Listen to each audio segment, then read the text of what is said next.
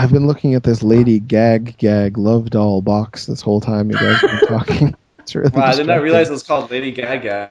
Yeah, Just Lady kidding, Lady Gag goes. She loves goo goo. I love that was also the best Lady Gaga joke on the box, and then it somehow got worse as it went on. Lady Gag. Yeah, Three willing holes. Always the willing holes. Yeah. She's so dirty, even her doll smells. What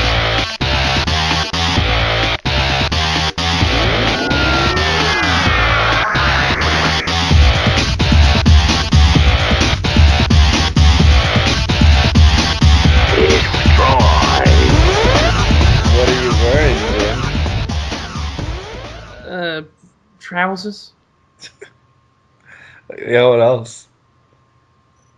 Shirt. Oh, yeah? Yeah. What's on the shirt? Some fucking hippie shit.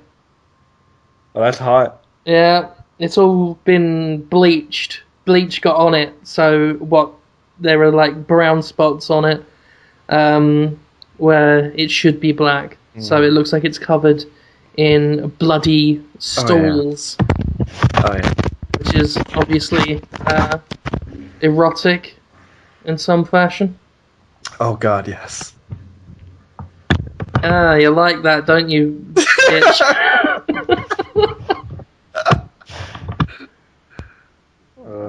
Did you get my contract?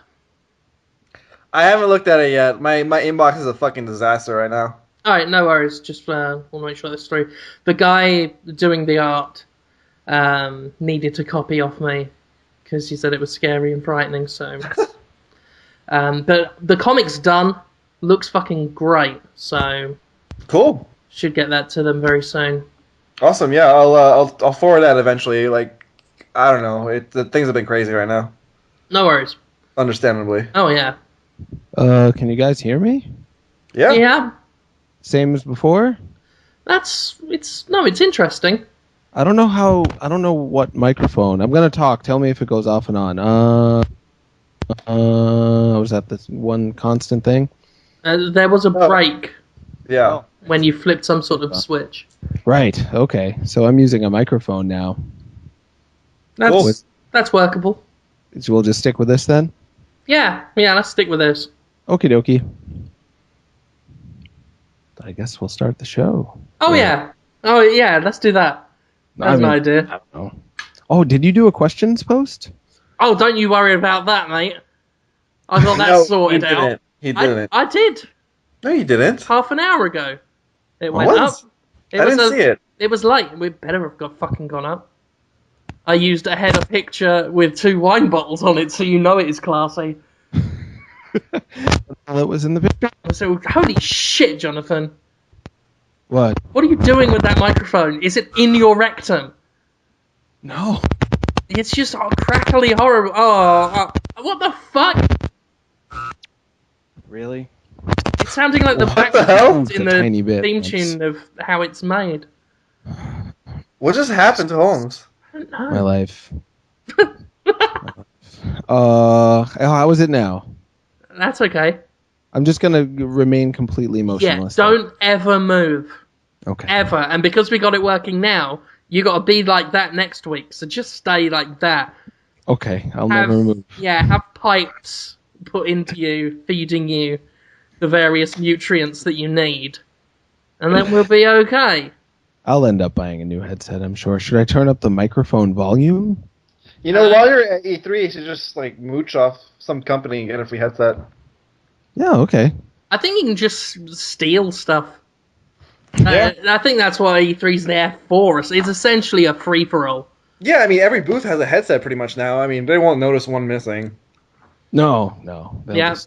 That'll be good. Yeah. I'm planning to bring some wire cutters. So I can snap off the metal strands, keeping those 360 controllers attached to the booth. Because I need a couple of them now, so I'll be snapping them off. I might help myself to a monitor. I reckon I can fit one of them in my bag.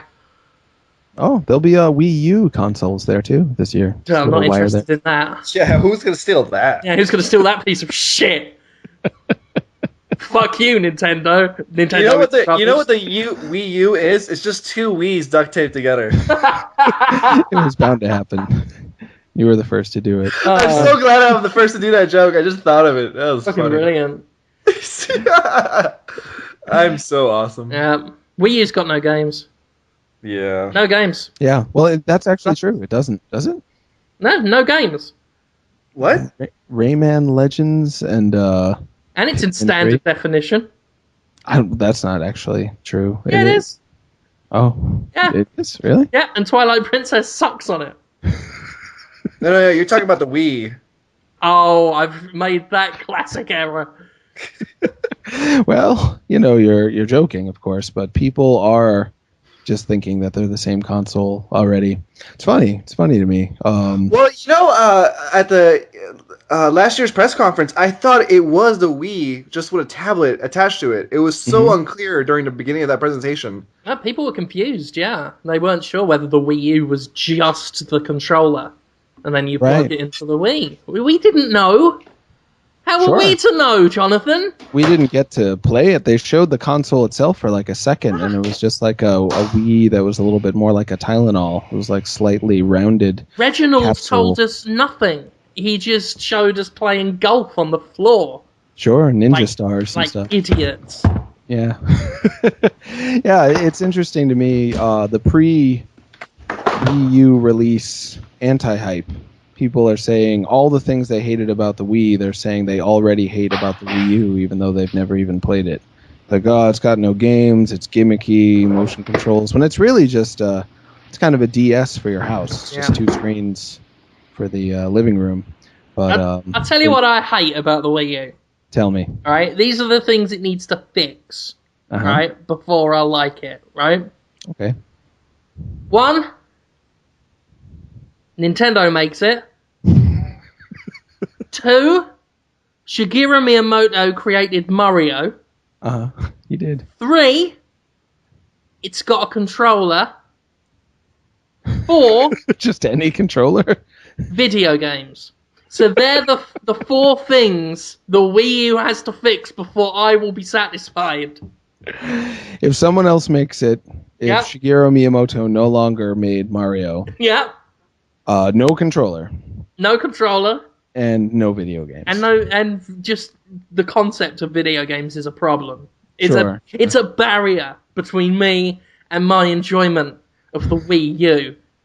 So you want a Kinect-enabled online experience that's sans video games, Mario, Nintendo, and a controller? No, I want Mario to still be around. Oh, okay. But the fact that Shigeru Miyamoto created it is a real problem to me. And I would rather, if Nintendo gives a shit about its consumers, fix that. Anyone else would do. Off the top of my head, Keanu Reeves is the creator of Mario. That works for me. So if Nintendo can fix reality so that Keanu Reeves was the man who created Mario instead of Shigeru Miyamoto, who, as a trade-off, can star in Speed, then I think we're happy. That would be incredible. Because he's so smiley and mild, But he'd be in a high-pressure situation on a bus with sexy Sandra Bullock and those cans. He'd be like, cans. You know the cans part? Yeah. Cans. Yeah, that'd be great. Mildly racist. I like it. Me? I'm just trying to do a Japanese accent. Are all accents racist? Yeah. Racistness? Yeah. All accents are racist? You can't even say Japanese. Because that implies a difference between two people. And therefore, a worseness. He is person-nese. He is, you're right. Yeah, I will so I'm going to fix that as well. That's my 5th problem with the Wii U. Japan. You got to fix the Japan situation to make things less racist. On a serious note, I think it's going to have a pretty decent launch lineup. Well, you would know, Mr. E3 Hamza, coming back. No. Nintendo didn't show shit during that week. They never do. They keep themselves. What? They keep to themselves, you said. Yeah. Sorry about that. I thought you were going to say they keep themselves than something else, like, fat off their jelly or something. So can you talk about any of the games you saw, Hamza? Or are you all Yes, I can. Because Awesome. some of them went up today, and that's all I can talk about, the stuff that went up today. A lot of stuff went up today. I saw, what was it, Ghost Recon Future Soldier. No, that was a review. That was a Uh, review. No, yeah. Dale had a preview go up of Lego Batman 2, which looks really fun, and XCOM. Oh, yeah, from Uh, 2K Marin. Is that right, Marin? I just sneezed. I'm sorry That's about that, ladies wonderful. and gentlemen. Anytime you want. That's fine. I like your sneezes. They're good. What did you get to play, Hamza? What my previews that went up today were this game called Defiance, and the other was I don't even Company of Heroes 2. Oh, yeah.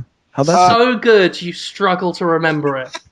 Actually, honestly, Company of Heroes 2 was pretty good. Like, I'm not really into RTS games because of the time sink. Just like shit like Skyrim or those type of games, I stay away from as well.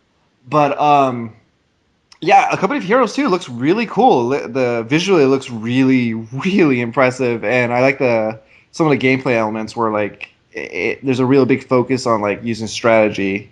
It's not just like just send your cannon fodder down the way to engage the enemy. You gotta like really plan stuff out. Sounds good. The other one was Defiance, which Yeah, what the hell is that? so the whole week is basically I think I don't know 15, 18 developers, publishers, whatever, showing off what they're gonna have at E3. This started from last Sunday all the way to last Friday. Friday was the last day where and Tryon had the last slot of the day, and I mean, like they did the presentation, they were kind of hyping up something big, and then they revealed what it was, and it was the most generic thing ever, almost. Basically, what Defiance is two things. One, it's a video game. Okay. It's a third-person shooter MMO for the PC, 360, and PS3. Oh. It's very. It looks cool, but I mean, it's very, very. I don't want to really say generic, but I want to say like average. It's just it looks like any other third-person shooter set with a futuristic setting. Okay. The other part is Defiance, the TV show.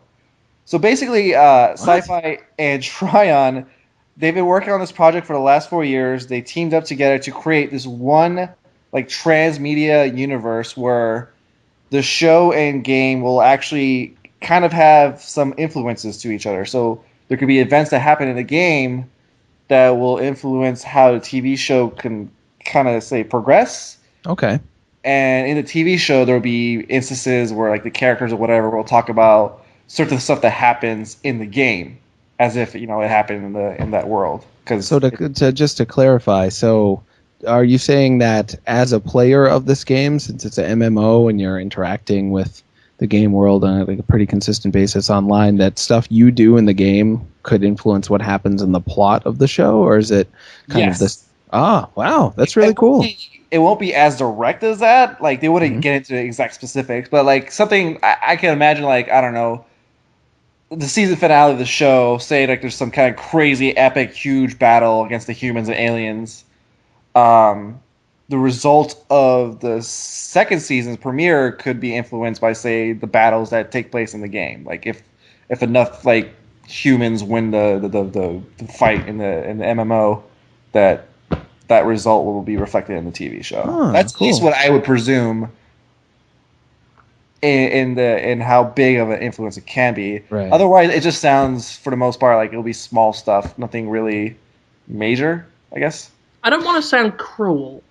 Yeah. But I have just a slight feeling that this show and game are going to achieve so little in the grand scope of all creation, or just the small sliver of life that we as individual humans have, that to think about it is to commit suicide with our own time. It's You know, on paper it sounds interesting, but actually seeing it in action, just I'm very doubtful. Because I mean, you know, there's the one factor of sci-fi shows always being a hit or miss. Like I mean, the last good sci-fi show that I really got invested in was Stargate Universe. That got canceled as it started to finally get good. I mean, what's to say that sci-fi they see the bad numbers of the show? Why would they keep it going? Obviously, they don't want. This is with sci-fi, as in SYFY. Yes, this Yeah. is. Oh, we're sending minutes of our lives to die talking about this.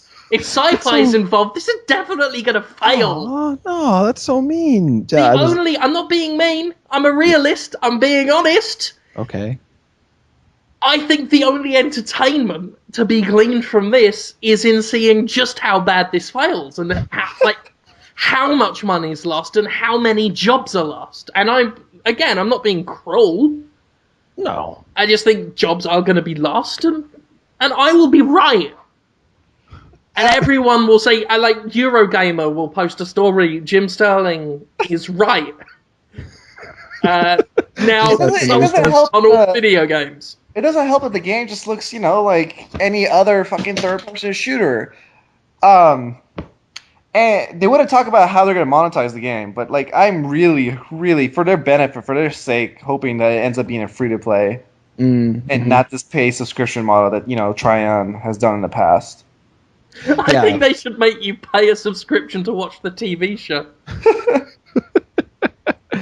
Well, I, for one, like the idea of, you know, even if I'm just playing the game and I get killed in the game and my character's name is, you know, Lieutenant Large Booty or whatever, and then, you know, I'm watching the show and they're like, Lieutenant Large Booty was one of the casualties. That would be great.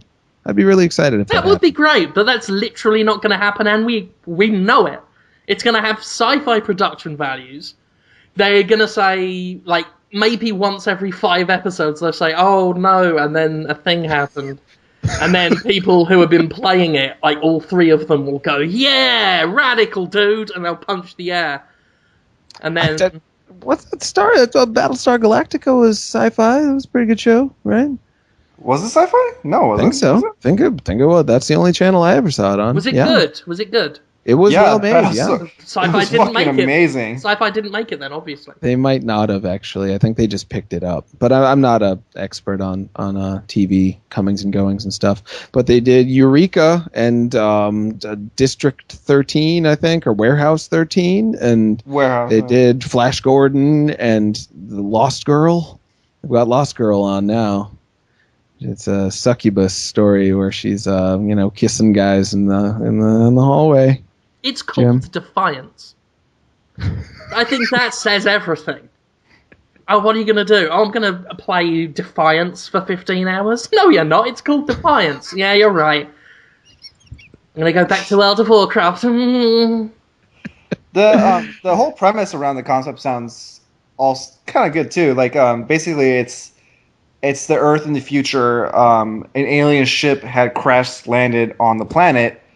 And I guess it was like a huge-ass ship because the impact causes the planet to be re-terraformed with the alien species and plant life and animal life that was on the ship. So, like, Earth has, like, transformed into this, like, alien-type hybrid. There was a war, and then now at the point in the story that we're going to be entering as far as the show and game is concerned is the war is over and humans and aliens are trying to coexist peacefully. Oh, like Alien Nation. I can get behind that. But who are they defying? Who are they defying exactly? You know, I didn't ask. I didn't think to ask. Well, they should have told you. Good business sense. I don't even know why I'm being so mean to this. Yeah, I've got no reason to be. I got absolutely no reason to be, and I apologize. Because sometimes industry people listen to this show and then I get emails. So just on the off chance anyone who's working on Defiance is listening to this. I mean, first of all, if you're listening to Podtoid, that's probably why you're getting stupid fucking ideas like SyFy TV tie-ins.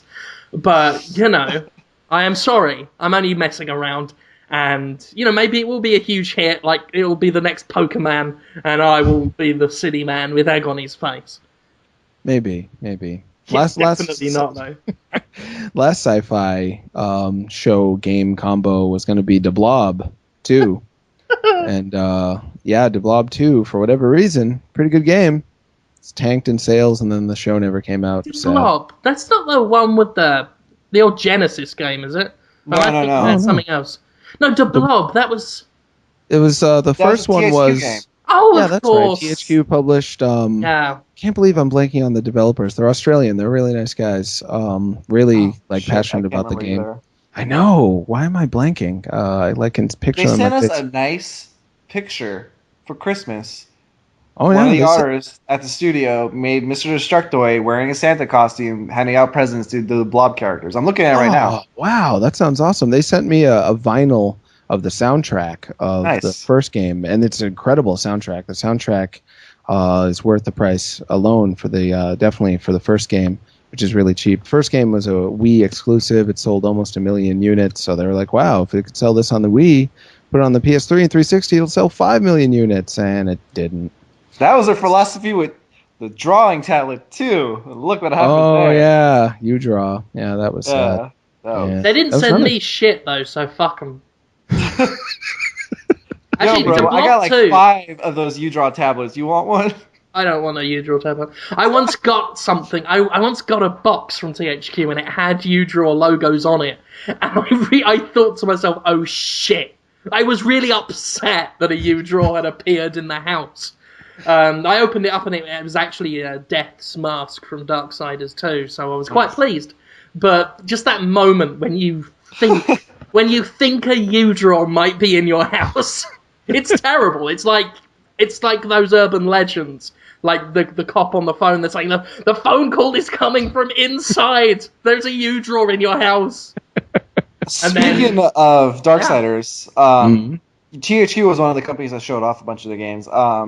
The embargo for Darksiders 2 is up tomorrow. The thing is, what we saw was like way less than what we previewed like a month or two ago. So like I didn't really do a full preview, but I have a story going up tomorrow morning. It's probably gonna piss off anyone who's looking forward to Darksiders 2 because I kind of spoil something, but at the same time, it's not really a spoiler until you actually look into it. But when you see it, you're gonna be like, "What the fuck, man?" And then.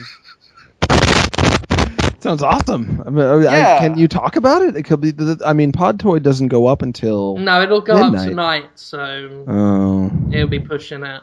Yeah, I don't want to risk it, but you guys will see it. People are gonna hate me tomorrow probably for a little bit. Oh come on! No one's gonna hate you, Hamza. No, I people mean, will get upset at these kind of things. I wrote it knowing that was gonna happen, so I mean, like, whatever, fuck it. well, did you warn them? Like, say there may be a spoiler in here, or do you just like the first line? because it's not really a spoiler. Okay. But people are gonna think it's a spoiler. Huh. People do get very sensitive about their spoilers. Yeah. They do. They do. People They feel still so- criticize me for spoiling the fact that the evil corporation in Syndicate was an evil corporation. Really? Yeah, it's like the most obvious plot twist. And I mentioned it in the review because it was obviously not a plot twist. Right. The guys you're working for are explicitly evil from the outset, and then we're supposed to be shocked when we find out later that they're evil. People get sensitive about that kind of thing. I remember I caught a load of shit when I said that Luigi was unlockable in Super Mario Galaxy back in the day. That is retarded. Oh my god, spoiler! Oh fuck, I didn't realise that Mario was the Harry Potter of video games. Well, it's not a plot point. It's just a thing that happens. Yeah, Right. but apparently people need to be surprised when Luigi is in a Mario game. Fucking morons. Yeah, it's a puzzle. They really think they know how to have their fun, and by that I mean they think that the surprise really would have made them more happy, but it probably wouldn't have. I don't know. Writing about Mass Effect 3 was a nightmare, because I was just... You can't talk about it without accidentally spoiling something. If you just say Mass Effect 3 is on the Xbox 360... I thought it was just on the Game Boy. Yeah. It's a righteous indignation that's misplaced, I would say. There's a lot of other things people can focus on. You can only focus on so much at one time. You let something like that take up all that real estate in your brain, you'll end up just seeming like a annoying jerk, right? Yeah, Yeah, okay. that's what I'm saying. Yeah, that's what we said. So I also saw Metro which I can't talk about either right now. But there's gonna be a preview of that later this week, a full-on preview of a whole new section. There's also gonna be a trailer that will make you shit your pants from fear. Whoa. Going up. Actually, no, Shit I'm sorry. fear. The trailer goes up this week, and I think the preview goes up next week. Basically, the next 2 weeks leading up to E3, we're gonna have a ton of previews. Dale is gonna have a lot more than me because he saw a lot more than I did. Yeah, didn't you see like 59 games or something like that? I think we saw 55 games. All these Ugh. are gonna be shown off at E3 in the same way, in the same format we saw them at. What's the point of E3? Every year, right, we have the pre-E3, and I'm like, just Honestly, make pre-E3 E3. Well, Right. Here's the thing with pre-E3, like it gives sites like us and like our like major competitors like a really good leg up on what we're gonna see at E3. I mean, had we not seen these 55 games there at the judges show, like that was gonna be 55 more games for all of us to do at E3 proper. When there's a lot more stuff. Like, I mean, you guys should not worry at all. We're gonna have plenty to cover it as it is. Yeah. But with pre-E3, I mean, it just gives us a nice advantage. And also, I mean... I might be biased, though, because every year I've also ended up doing all the companies that were showing stuff at pre-E3, so I was just, like, repeating previews. Sure. I'll do it anyway, fuck it. I mean, you shouldn't. Well, I will. People like to get alternate perspective. Jim Sterling in particular. Jim, you've known for drawing people in with your perspective alone. People hear you're talking about something, they'll be like, well, I didn't care before, but... Yeah, fuck that. I'll do everything at E3. Yeah, just do I'll it. preview every single game on the floor. I don't care. I don't care who else has done it. At the end of the day, though, what pre-E3 judges show is more about getting the judges to see the games. You don't necessarily have to write about it. We just like to because it just makes our life easier. Sure. Sort of. Content for the site. Yeah. It makes the website Yeah. better. Yeah. But I mean, there's plenty of judges there that won't write a single story. They'll send their people at the show to it because they're lazy or something. I'd like it if E3 had the pre-E3 for the press and then just opened it to the public for the actual quotes show, unquotes. You know, I'd be down for that too. We like Gamescom, but as long as we get at least 3 days to ourselves. Oh That's yeah, all no, that really- the whole that's all week that to really yourself, matters. I think. Yeah, giving press the whole week of pre-E3 to actually do the work and then have the event, because it's so much more interesting when you mix it up with the public, just Sure. the opinions that come out of it, and just the culture is better than when it's all press. Last year at E3, I was counting how many women were there, and it was rough. Yeah, there was none. There was like 2. What are you talking about? There was no women there. that Why I are you saw. looking for women? What? I thought you're married. Why? Wow, man, you're a slut. It's funny how sluts Or- always think I'm a slut, too. That was it. Hey, what was that? Yep, I flipped it on you, homie. Woo! Didn't Whatever, know- that's fine. Flip game. That's all right. You're sexy. Sexy guy. Can't help but be slutty when you're sexy. I noticed. Right. That's all right. It's cool. It's cool. But no, people are saying there was a stat going around last year that 42% of gamers are men or something like that. So the majority was now women. I was like, that's exciting. I'm going to see if that holds true for the press as well, and it really does not. At PAX, it's not as bad. The ratio is not as bad. But at E3, the ratio is pretty awful. Podtoid actually had more female staff a couple years ago than anyone else I saw. I don't think Joystick had any. I didn't see any from Kotaku. Didn't see any from IGN, except for Rachel. They all have female writers now, actually. Now Oh, they do? Oh, good. Yeah. Good. Well, hopefully it'll be better this I year. don't think it's necessarily like we're not going to hire girls kind of thing. It's just Oh, no, I don't think so. it's hard either. finding them. Yeah, it's true. It's simply out of all the women I know who play video games, which is a lot. Very few of them actually go on blogs and like read about them and kind of engage in the culture and do any like game analysis or anything. For whatever reason, that's still just kind of an installed like male culture thing right now, and I hope it continues to change. It's definitely gotten better, but it's nowhere near 50-50 at this point. It's not just a free-for-all yet, so hopefully that'll It change. can stay the way it is as far as I'm concerned, so that I get my pick of all the dishy men. All the dishy men writing about video. All the dishy men. writing about a video going, oh, there's so many hunks at E3. Oh, Christ. Are there a lot of sexy dudes at E3? Oh, you wouldn't believe it. There are so many dreamboats. Oh, God. Make me feel hot under the collar. Shouldn't be allowed. Instead of doing repeat previews, you should go around E3, taking pictures of all the sexy dudes and posting a gallery of them. Show all the stuff. Wow. That hasn't been done yet. Yeah, there should be a new gallery this year of Jim just like groping and hugging, just inappropriately posing and hugging with game developers. Yeah, By Jim Sterling. I could developers do and that. journalists. Yeah. Treat them like how gross guys treat booth babes. I mean, let's be honest, though, Jonathan. Yes. Here we go. Would probably just have 50 photos of me doing it to you. Not sexy at all. Really Anyway, Jonathan. Attractive, yeah. Right? When are you going to let me redesign your house? What? When are you going to let me redesign your house? I've drawn up plans. And I'm a bit annoyed you haven't asked me.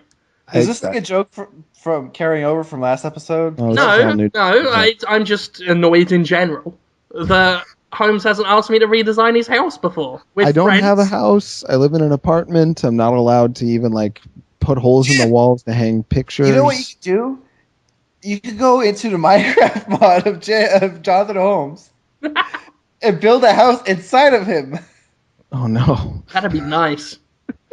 Speaking of that, Hey, Jonathan. Uh-huh. Right, when I redesign your house, right? Yes. I'm gonna knock the 2 walls adjacent to your toilet, right? I'm gonna knock them through. What? So that you've got one massive room with a like an open air bathroom in the middle of it. Oh no. That's gonna be the rumpus room. That's my kitchen then. My bathroom's connected to my kitchen. Okay, that's even better. We combine the kitchen, open air bathroom, and whatever's next to that. That will be where the television goes. That's a living room? Yeah. Okay. It's going to be one massive toilet. It's going to be a big living room kitchen with a porcelain throne in the middle of it. That's going to be good, isn't it? That's that way, awful. Everyone will smell my poo-poos, and I'll be trying to cook some salami dish or something. Yeah, but this is... Fried salami, I and have I'll a smell feeling. and pee, and yeah. It's going to be the perfect situation, because you'll be cooking. You won't even have to take... Like, you will never need to wear trousers again, right? You will just walk around your house, right? Yeah. With nothing on but a single white t-shirt. Oh no. Okay? Your little twig and berries just dangling free in the wind, right? Bare creamy legs, caramel legs, right?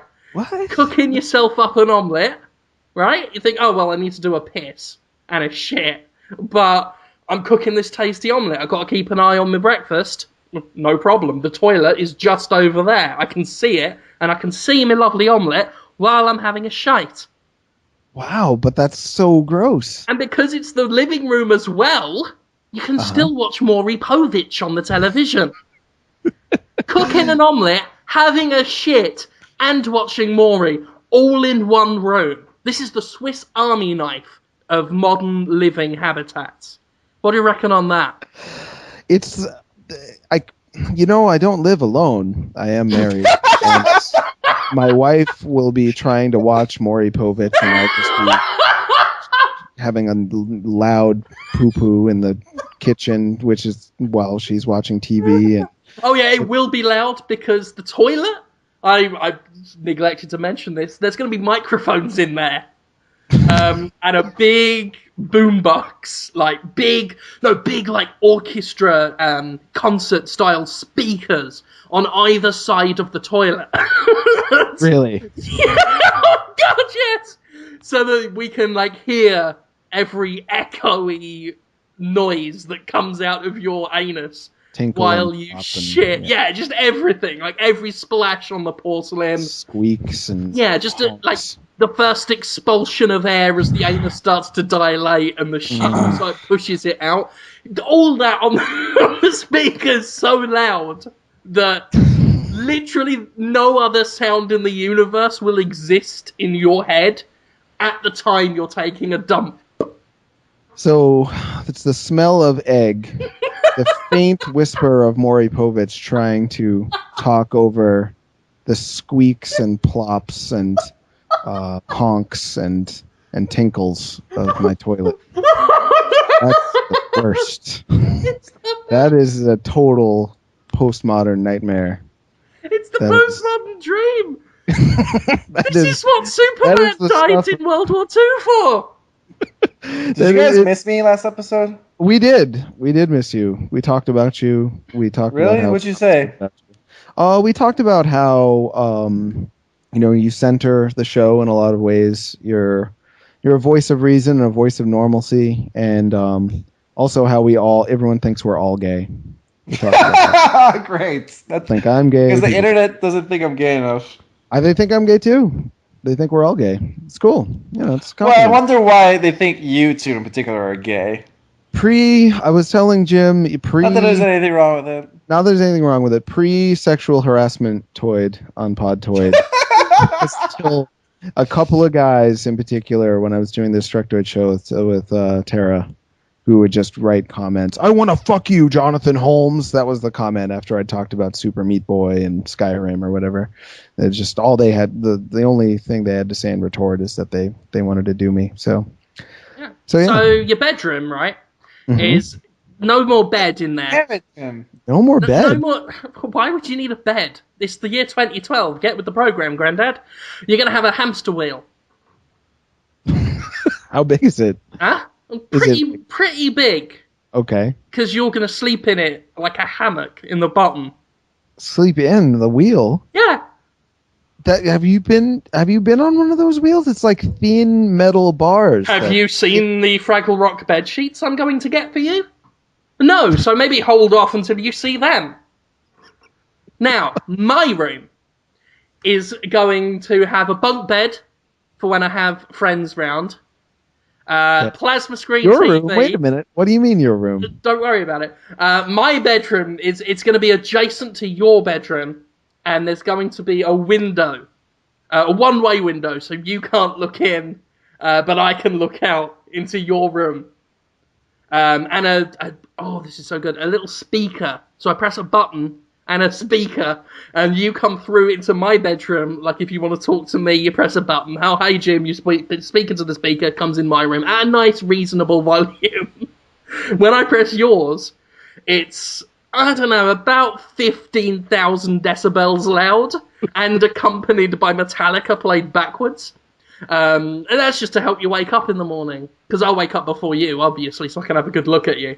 I just like to watch you sleep. And then I press the button, and then you just Metallica backwards, and I'm like, good morning, Jonathan! So that's my bedroom, and how it works with your bedroom.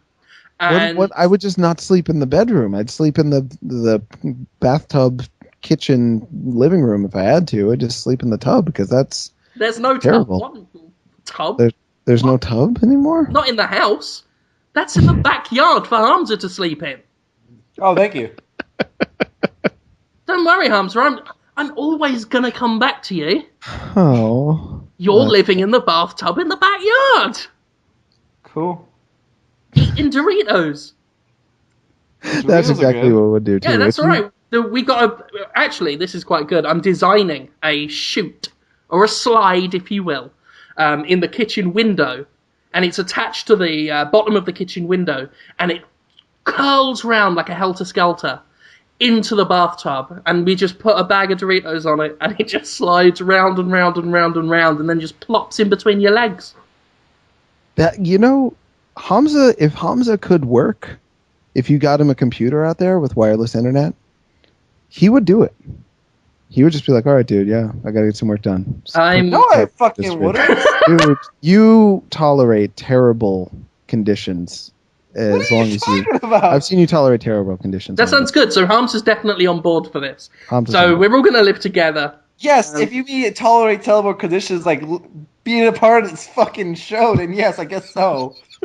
If it's for the good of Destructoid, I've known of you to sacrifice I think we all have. Hamza, What? Hamza's sacrificed. Hamza, I can't get you a laptop, but can you work on a Talk Boy?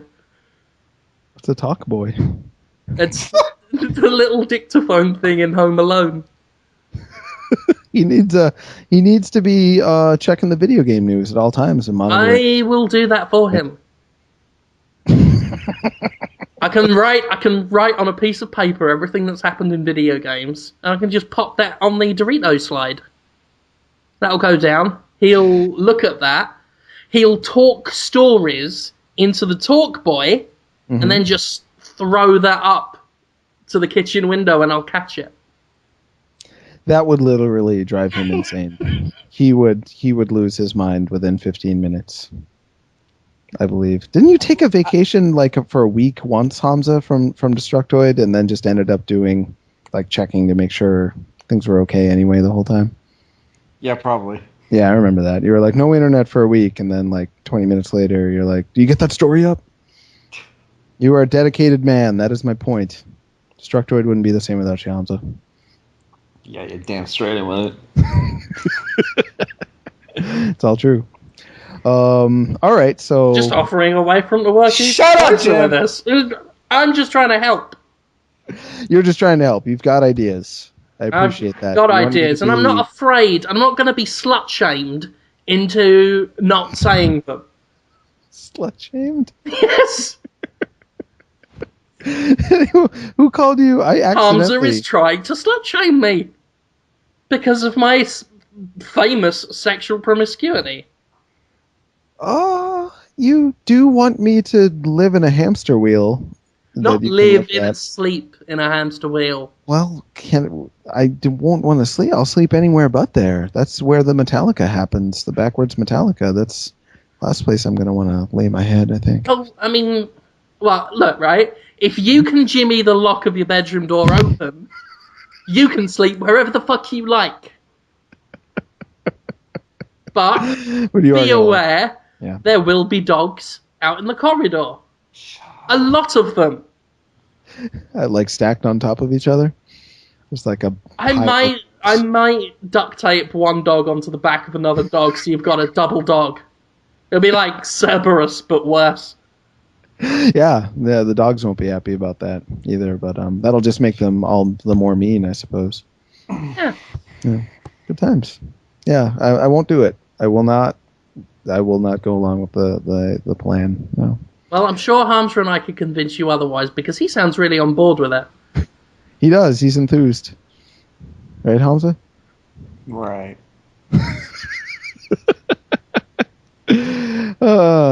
Good times. Somebody, I can't check my internet right now, my email, my Twitter feed, in order to check who sent me this. I should have written it down. It's a really nice guy. I hope he lets us know. Wow, that's cool. Yeah, this is good. This is getting good. Keep explaining yourself. It's a build-up, Hamza. This is what they call drama. I'm getting there. People are really on the edge of their seat now. So I'm sorry, stranger. I can't say who you are and give you credit for this, but you emailed me the box of a blow-up doll, a sexy blow-up doll. This is a new segment we started last week, Hamza. Where we read the product descriptions for different sex toys and devices. It's going over pretty well so far, right, Jim? People really like this. Yeah. I think this is the most video game themed segment we've ever had on Podtoid. So I think it's resonating. Some sort of recreational activity. Yeah. There's some sort of game-like element in. There's an objective. Mm-hmm. You know. So, what have you got for us this week? And let me just say, if this isn't good, then I probably won't do it anymore. So we'll just give this a shot. It is Lady Gag. Loved it. Gag loves Goo Goo. It's like yelling the Goo Goo at you in all caps. Oh, that is disturbing. Yeah, there's a picture of a woman. Her hair seems to be made out of cellophane. She's fairly attractive. She has sort of a long face, so she looks a little bit like Lady Gaga, but not really. And she seems to be touching maybe it's a vagina, it's unknown, because there's a big star in front of it. And head, it says, yeah, I don't know. Above her head, it says, this paparazzi princess wants her 3 love holes filled. It's like yelling 3 love holes at you. They always want all 3 of them filled. Yeah, at the same time. Greedy. All right, I'm going to get through this as quickly as I can. So, all right, here's the reading of the description. Everybody's going goo-goo for Gag Gag. She's a sweet Catholic schoolgirl who became a whore, packing a little something more. Lady Gag Gag. The deep throat drag queen will suck the chrome off your disco ball faster than you can say, just dance. I don't know why it says that. I'm trying not to laugh. Okay. This dirty little diva will take a ride on your disco stick and has all the right moves. Just add air and she'll let you poke her face. You won't get caught in a bad romance this time. Rah, rah, oh, la, la. And then under her vagina... Like they didn't even try at the end. No. Rah, rah, oh, la, la. I don't know. Might as well have just said, and another Lady Gaga song. Yeah. And then under her vagina it says, she's so dirty, even her doll smells. I don't know why that's... She's so dirty, even her doll smells. Yeah, it's like the riddle of the Sphinx. Are they talking about Lady Gaga smells, or her doll, or does the doll have a doll? And why would you want a smelly doll? None of it adds up. So I'm assuming this doll... it's just been rolled in arse sweat before it was packaged in there. So apparently you get the authentic Lady Gaga experience. Oh, yeah. I took this out the box and the smell made me want to retch. Boy, am I horny. Yeah. This is a drag queen, too. It's a drag queen. Yeah, so, if your fantasy is a man dressed like Lady Gaga who stinks... Then rah rah la la. Yeah. And if it's a drag queen... I know. How does it have 3 love holes? This is what I've been wondering. This is what I've been thinking about day and night for the past couple of days now. What is the 3rd hole? Is it the nostril? Is it the ear? I mean, that adds... It's a secret hole behind the knee. A new hole has been discovered. It could be. Who knows? Lady Gag Gag. If anyone goes out and buys it, please, product review. Lady Gag Gag is very much a... That's all sorts of mysteries. That throws up more questions than... I have a feeling if you answer any of those questions, it will be like solving the lament configuration, and then all the hooks will come out of nowhere and get you. Oh, dear. Razor reference. Yeah. Oh, yeah, and then Pinhead turns up. You filled the 3 love holes. We came.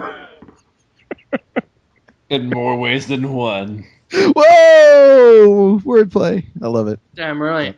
Yeah, I'm into it. I saw some of Hellraiser 5, and then I fell asleep. It wasn't that bad. It was comically bad.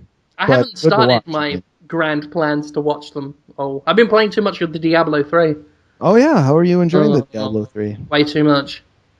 It's good, huh? Too much. It's too much. It's too much ridiculous. Fun? I'm annoyed. What? What do you mean? It was too much to play.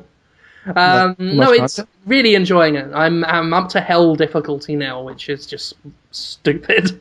I might be time to call it quits because it's starting to be a real grind.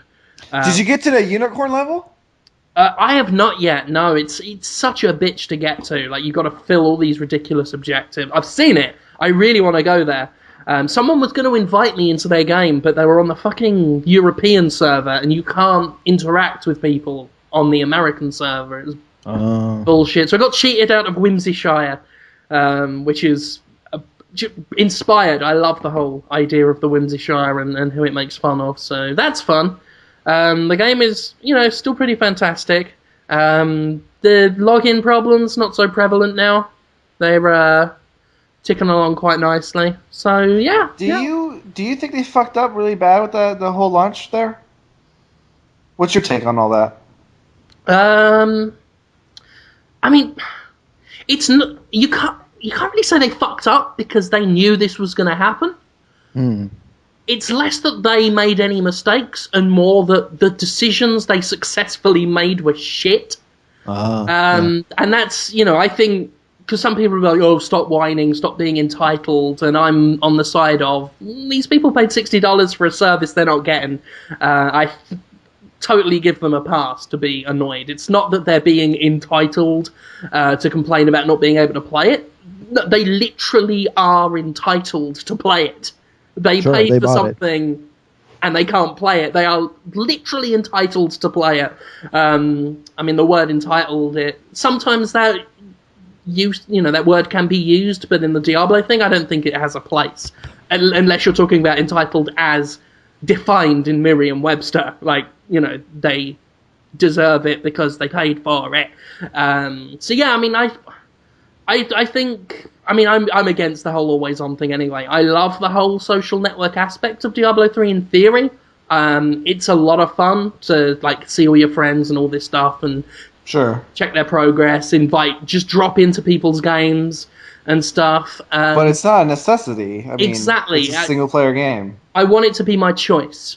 Yeah. I will gladly go into this social thing, but if Blizzard's service isn't up, I still might want to be able to play it.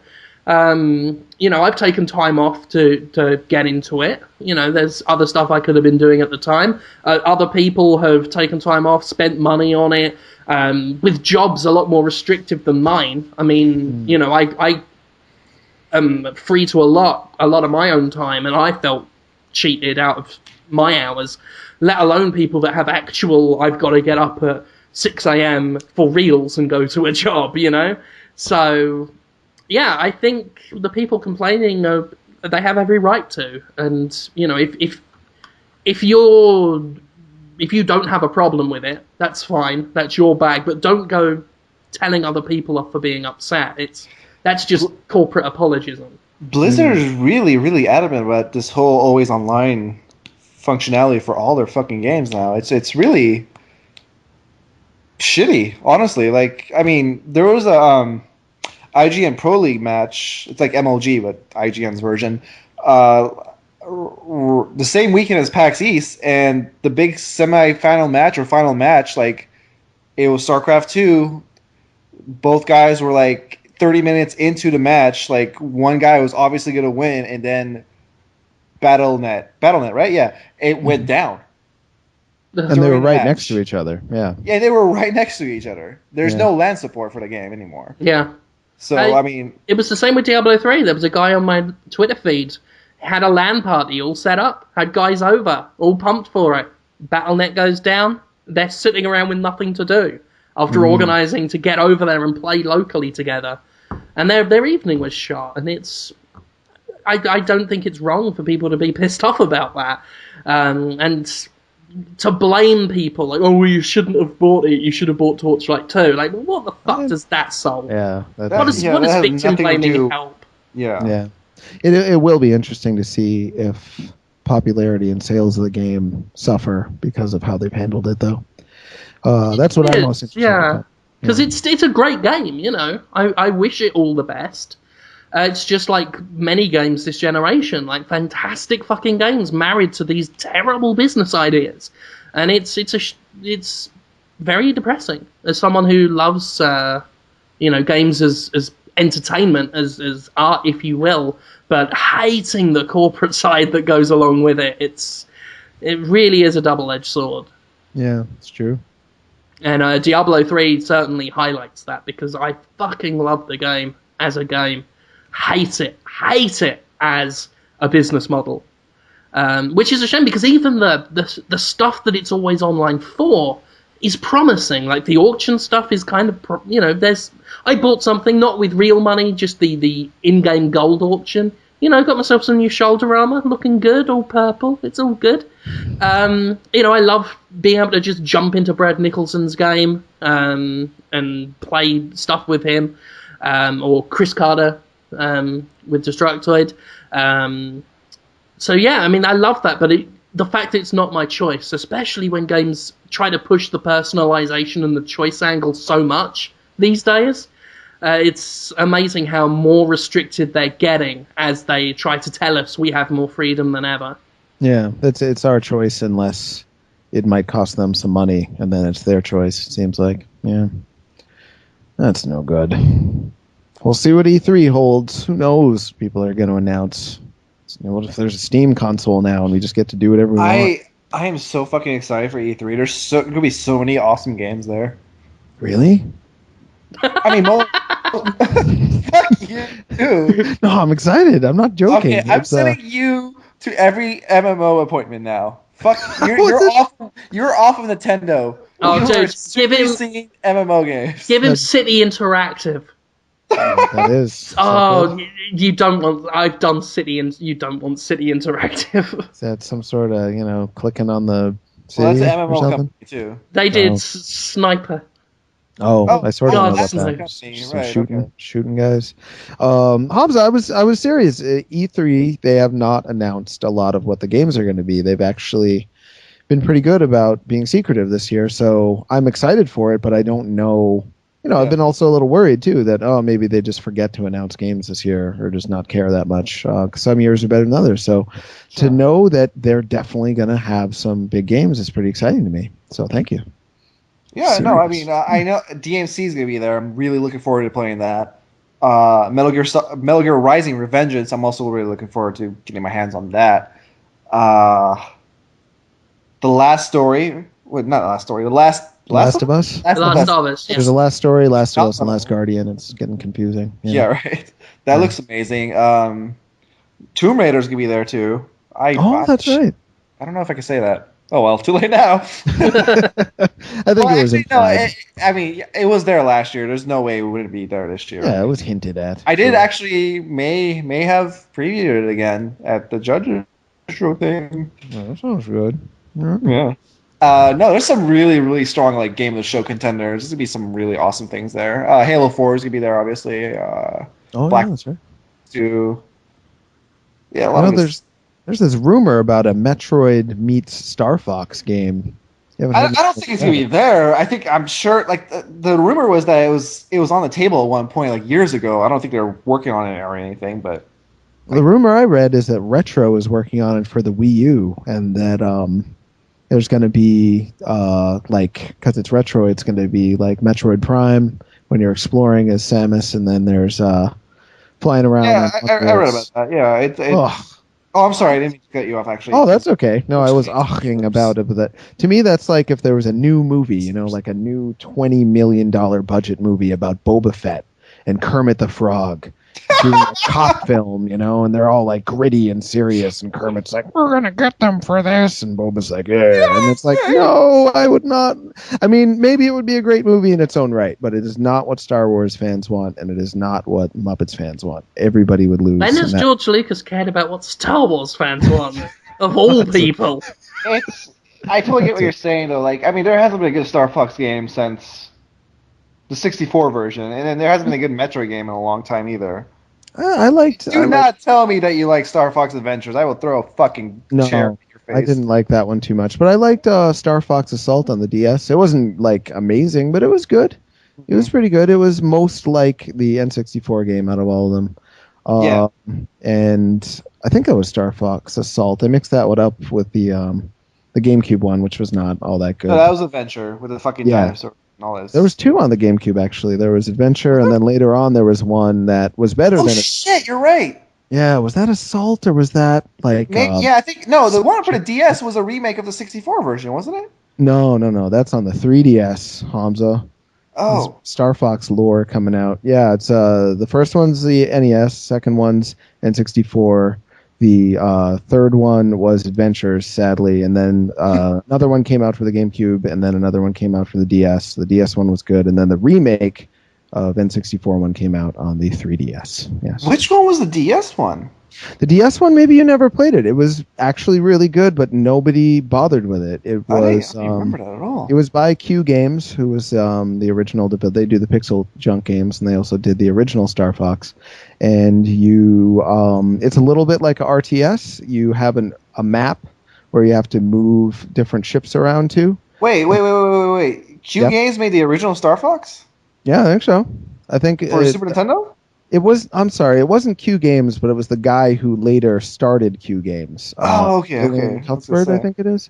Yeah, Sure. he like moved to Japan and met Miyamoto, and Miyamoto like loved him and let him make Star Fox and stuff like that. It was a really awesome story about how Nintendo was embracing Western developers a long time ago, back in the NES days, back when that was really uncommon for a Japanese developer to do that. But anyway, yeah. So it was the original guy from Star Fox made the DS one, and it's pretty good. It is most closely resembles the original and the N64 one out of all the games.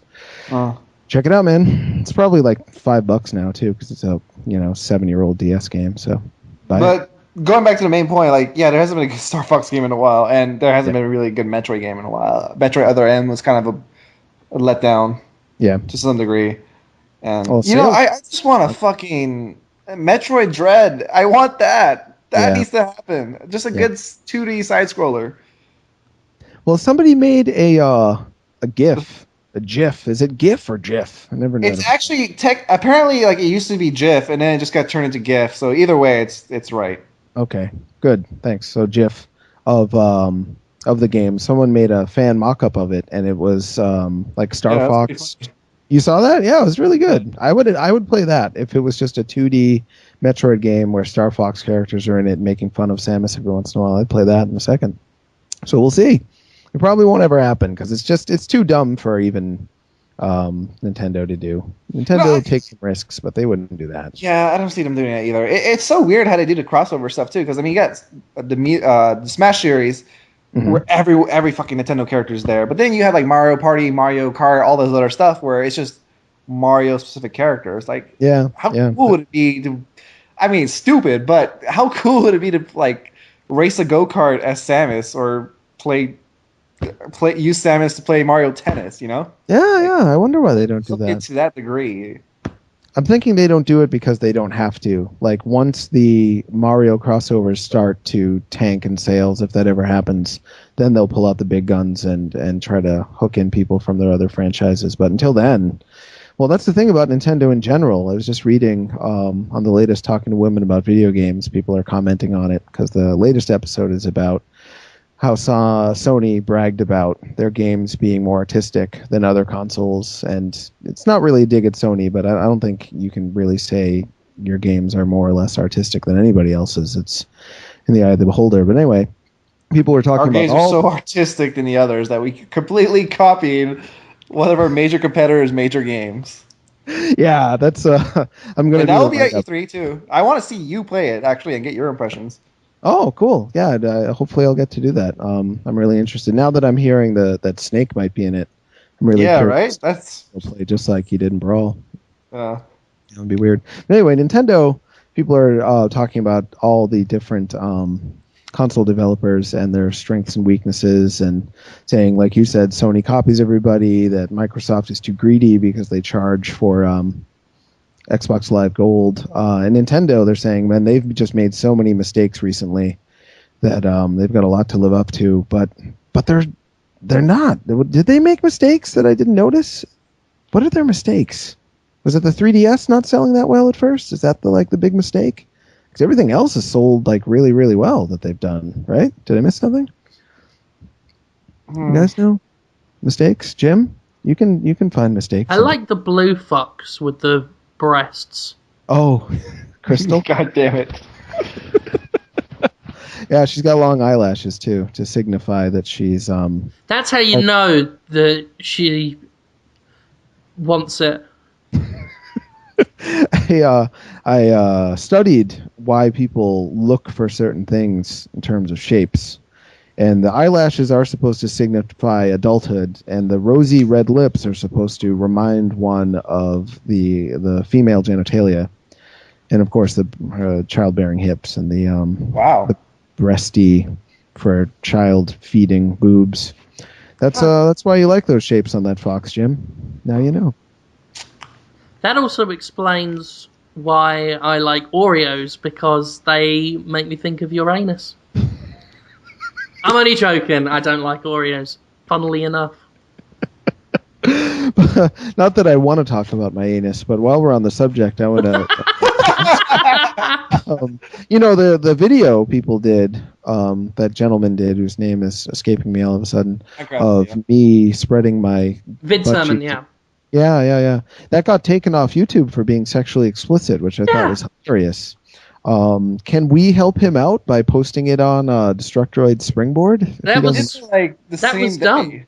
Oh, that was done. I 'Cause did people that the are next morning, yeah. Oh, I didn't know. Sorry, I didn't check. Well, that's good for the readers to know, because a lot of people have asked me personally, like, I really want to see that Minecraft statue of your ass that I can go inside of and like play around. Can you help me to find that? I want to see that video. It's really strange. Jonathan, you should like screen cap a portion of that video and turn it into a shirt, and then wear that shirt at E3. Yeah, then everyone will know who you are. Yeah. I love how funky and tough you got about that, Hamza. You should get that anus shirt and put that anus shirt on and look good. I would not look good. I would not look good in a shirt about my butt. You would get all the girls talking about them video games. I do agree with you, Holmes, in that you wearing clothes is a bad idea at E3. Oh my god. I'm not sexy. I think you should just pad around in the noddy. Alright, shut up, Jim. Maybe with 2 cans of delicious Monster Energy that you're just rubbing against your nipples. And I would have said SpaghettiOs. Oh, that's good. No, it's not. Yeah, let's tape some SpaghettiOs to your nipples. You just walk around E3 totally naked, right? Like you just to fight this, and then I just make it worse. Yeah. Well, it's a beat 'em. It's a can't beat 'em, join 'em thing. I'm still trying to point out that I don't want to do any of these things, and that I'm not particularly attractive. My teeth are straight. I've got that going. that is one of your best features. A little paunchy, and when you're like Hamza, you can get away with being hairy. Did you know that, Hamza? When you've got a full head of hair and you're young and attractive and well dressed, you can have hairy arms, and it's just stop hitting on me. No, I'm not gonna. No, stop giving me your sexual advances. I must admit, Holmes is. I mean, the sexual harassment you bring to this show is a little disconcerting. It's not sexual. I'm just pointing out that Hamza. You're lucky we haven't told Nero or Dale about your disturbing behavior. People have been fired from companies for less. Then me just telling that Hamza that he's a young, attractive man? Mate, I'm trying to help you out here. Okay, I'm sorry. Just calm it down. Now, you bum. Let's talk about your ass. Because I want that painted bright blue as you walk around E3, so people are drawn naturally to it. I mean, I already am, but I think the world needs to see what I see every time I close my eyes. Which is a nude blue. Jonathan Holmes' big Smurfy butt. Sounds awful. Sounds terrible to see. I'll try to get in shape. I'll do squats or something so my butt won't. Wait a minute. I'm not going to do that. I'm not actually going to do it. Sometimes I forget. Yeah.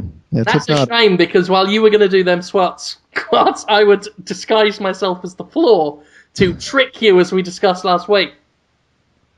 Fun story. A rather big developer of casual games, I'll say no more, listened to that entire section of last week about you riding me reverse cowgirl, making those anime girl noises. It's an engineer from one of the major publishers, either EA or Activision, I'm not going to say which one, decided he'd listen to Podtoid in an empty meeting room, and since the room was empty, he'd listen to it on speakers out loud, unaware that the room had been booked by this rather significant developer, and they all walked in while we were talking about you bouncing up and down a penis with your feet planted on my creamy thighs. Wow. So that's how does that make us look in the end? It made the engineer look a little strange, I'm sure. Yeah. But I wonder if that's going to change their image. It was like the Destructoid podcast. Yeah, that's true. We don't immediately announce who we are. It could have been any video game podcast with... Or any sexual podcast. Sure. It literally could be any podcast. Yeah, but I think I think ours is the one that's... I think it's good promotion for the brand. Podtoid. It gets that's what this show is here for, to get the Dtoid name out there, so that people think, well, there is a place to go for some top-notch video game discussion. Right. Exactly. For that reason. Exactly. A lot of industry people listen. I know, because every time I slag off a PS Vita game on the show, I get an email from someone from Sony. So, when's your Gravity Rush review going up? 24th. So what's that? Is it the 22nd today? Yeah. So Thursday. Yeah, Thursday. I was a little saddened by your review. Well, we can't talk about that. Oh, okay. I wasn't sure if it was like embargoed or not. Yeah, now I'm gonna get not because of what you said, but like what you felt of the game. Like that's just disappointing about the game. Yeah. Right, but you haven't seen the Resistance review. I can't say any more than that. Ah, I gotta keep my mouth shut. Gotta keep my. And who knows? Maybe you'll change the pizza review mouth between now and then. Maybe Yeah, anything could happen. yeah, absolutely anything. Because Sorcery was a load of fucking wank, though. Yeah, that was disappointing because you were hyping that game up so much. I wasn't hyping it up so much. I said it looked a bit interesting. No, you kept talking about that game over and over, and you made a big case about like how Sony wasn't promoting it, and you were like the voice of sorcery, and it failed to. No, it's just Sony said nothing, and I was like, well, no one's been talking about this. You were the spokesman of sorcery. I'm not the spokesman of sorcery. Well, you were a spokesman for sorcery. I'm gonna take it down from Hamza's notch a little bit. You were saying, this is how I took what you said, Jim, that the PS Move owners have been waiting for a game that justifies the existence of the Move, and that Sony's been saying it would be sorcery, and every indication that it might be sorcery because they'd been working on it for so long that there was reason to be hopeful. That's what I took from you. The end result is you were full of shit and you lied to everyone. Well, I'm a reviewer and you're a previewer, and previewers are natural liars. Everybody knows it. So that is like the pot calling the kettle a lying piece of shit. I don't know how I'm lying. I'm just telling you what I saw, and then I give you my opinion. You finished the product. You finished the game. I don't know why I keep doing that. I like it when you get funky. It adds emphasis. It's great. You beat the game. Yeah, I'm you right. praised the game before. I don't know why my accent keeps changing it.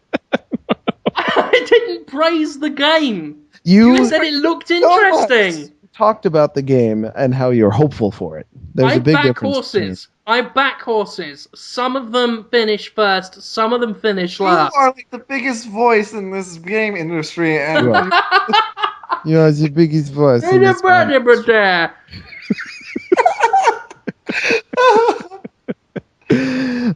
you were always honest, Jim, and that's why people love you, and you deserve that. Either way, I mean, the sorcery is a shame though, because when every now and then it is fun, and you think, well, this is good, and then it's not good at all.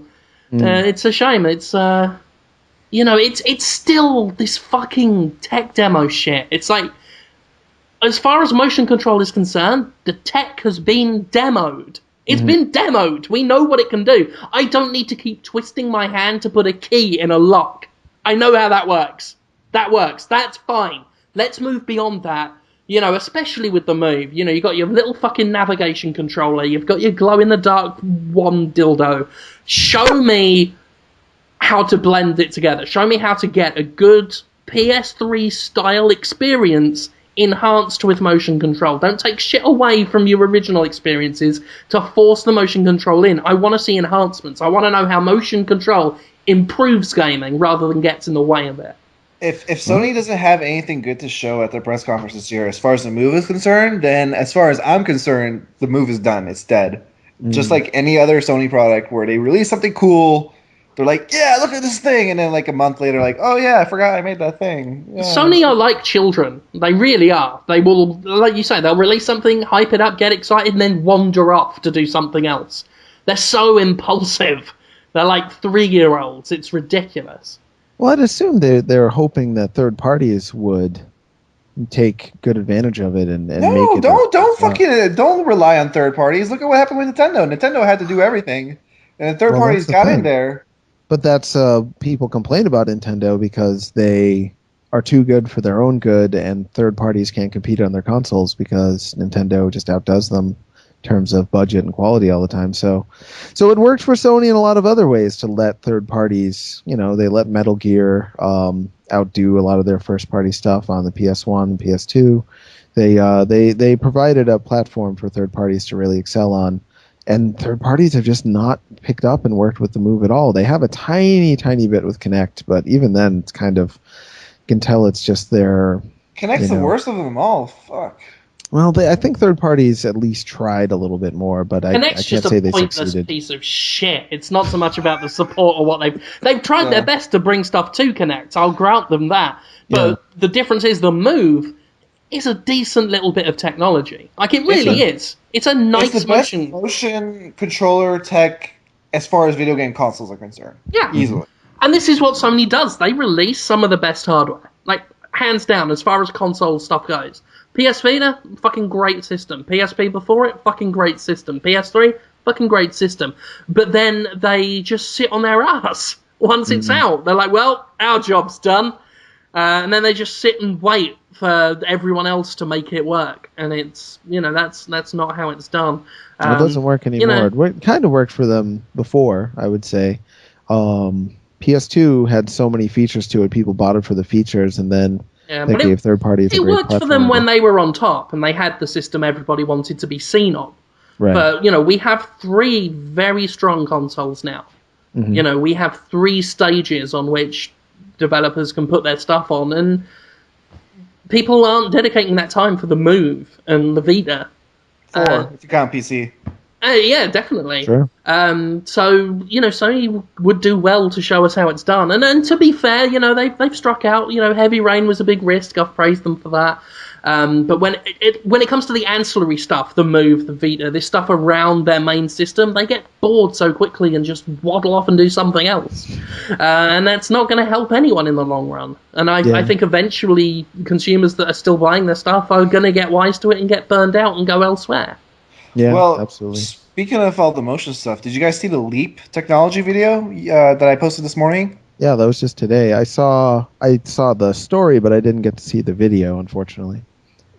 Jim, did you check it out? No, this is the first time. I've not been in the office very much today. But tell us about it. Basically, it's like this little device that you stick into your USB slot on your computer or whatever, and based on the tech demo video they showed off, it's so sensitive that it can detect all 10 of your fingers individually, and oh my god, you could just do simple hand gestures to zoom into the screen, if you're looking on Google Maps, play a first-person shooter. It has all these different types of applications, and if it actually works as it does, as they're promising, then it's light years ahead of what Kinect is. Huh, that sounds it's just for PC? Yeah, just for PC. Okay. I'm saying that sounds so good in theory. In my mind, I'm seeing Born Conspiracy. I'm seeing hands flicking this way and that, making the internet my bitch as I you mean pull Minority it, twist Report. it, and pull it. Minority Report. It's all good. Man. I don't know They're films. All the same thing. They're all the same. Puppet Master 2. You'll be Puppet Master. But too. in reality, we all know we're going to be sat there squinting, very slowly moving our fingers. Right? What happens if I do? Oh no, that's wrong. But move my fingers up and down. I got in touch with them, and I mean they're in San Francisco, so I'm gonna go visit their offices and actually get a first-hand account preview of it. But for what it is, it looks really cool, and I agree with you too. It's gonna be weird and sure, consumers cautious optimism. Exactly. Consumers will be cautious about it and everything, but still at the end of the day, I rather would have a mouse and keyboard or controller. Well, that's it. I mean, because never mind the technology, I don't think we as humans can handle that kind of stuff. You see the Minority Report shit, all the hands flickering and moving stuff around with elegance and grace, and I don't think human bodies are that coordinated to handle that kind of busy work. A mouse and a keyboard works because it's static, it's there, it's easy to use. having 10 individual fingers manipulating nothing to make stuff work on a screen, it's nothing against the technology. The technology is probably fine. I just don't know if our human brains do that. I think, at least going off my own personal experience, I know I'd be sat there, as I say, squinting, very carefully doing stuff because I'm never confident enough to just try it, to just go all over the place with it. Maybe with a lot of practice, but, I could be wrong. I don't know. I think some of this motion stuff looks great in theory, but it's like the Google glasses. It's like, I don't know if my eyes can cope with that idea. Yeah. It's like, I agree 100%, Jim. And studies have shown that people need some sort of tactile feedback instinctually in order to feel like they're doing something. If you just wiggle your fingers in the air and see things change because of it, the brain just doesn't make the same connection as it would if you were clicking on a mouse or typing on a keyboard or pressing a button. So, honestly, I mean, that's one of the reasons why the Move and the Wii always appealed to me more than Kinect. It's like, they've got triggers.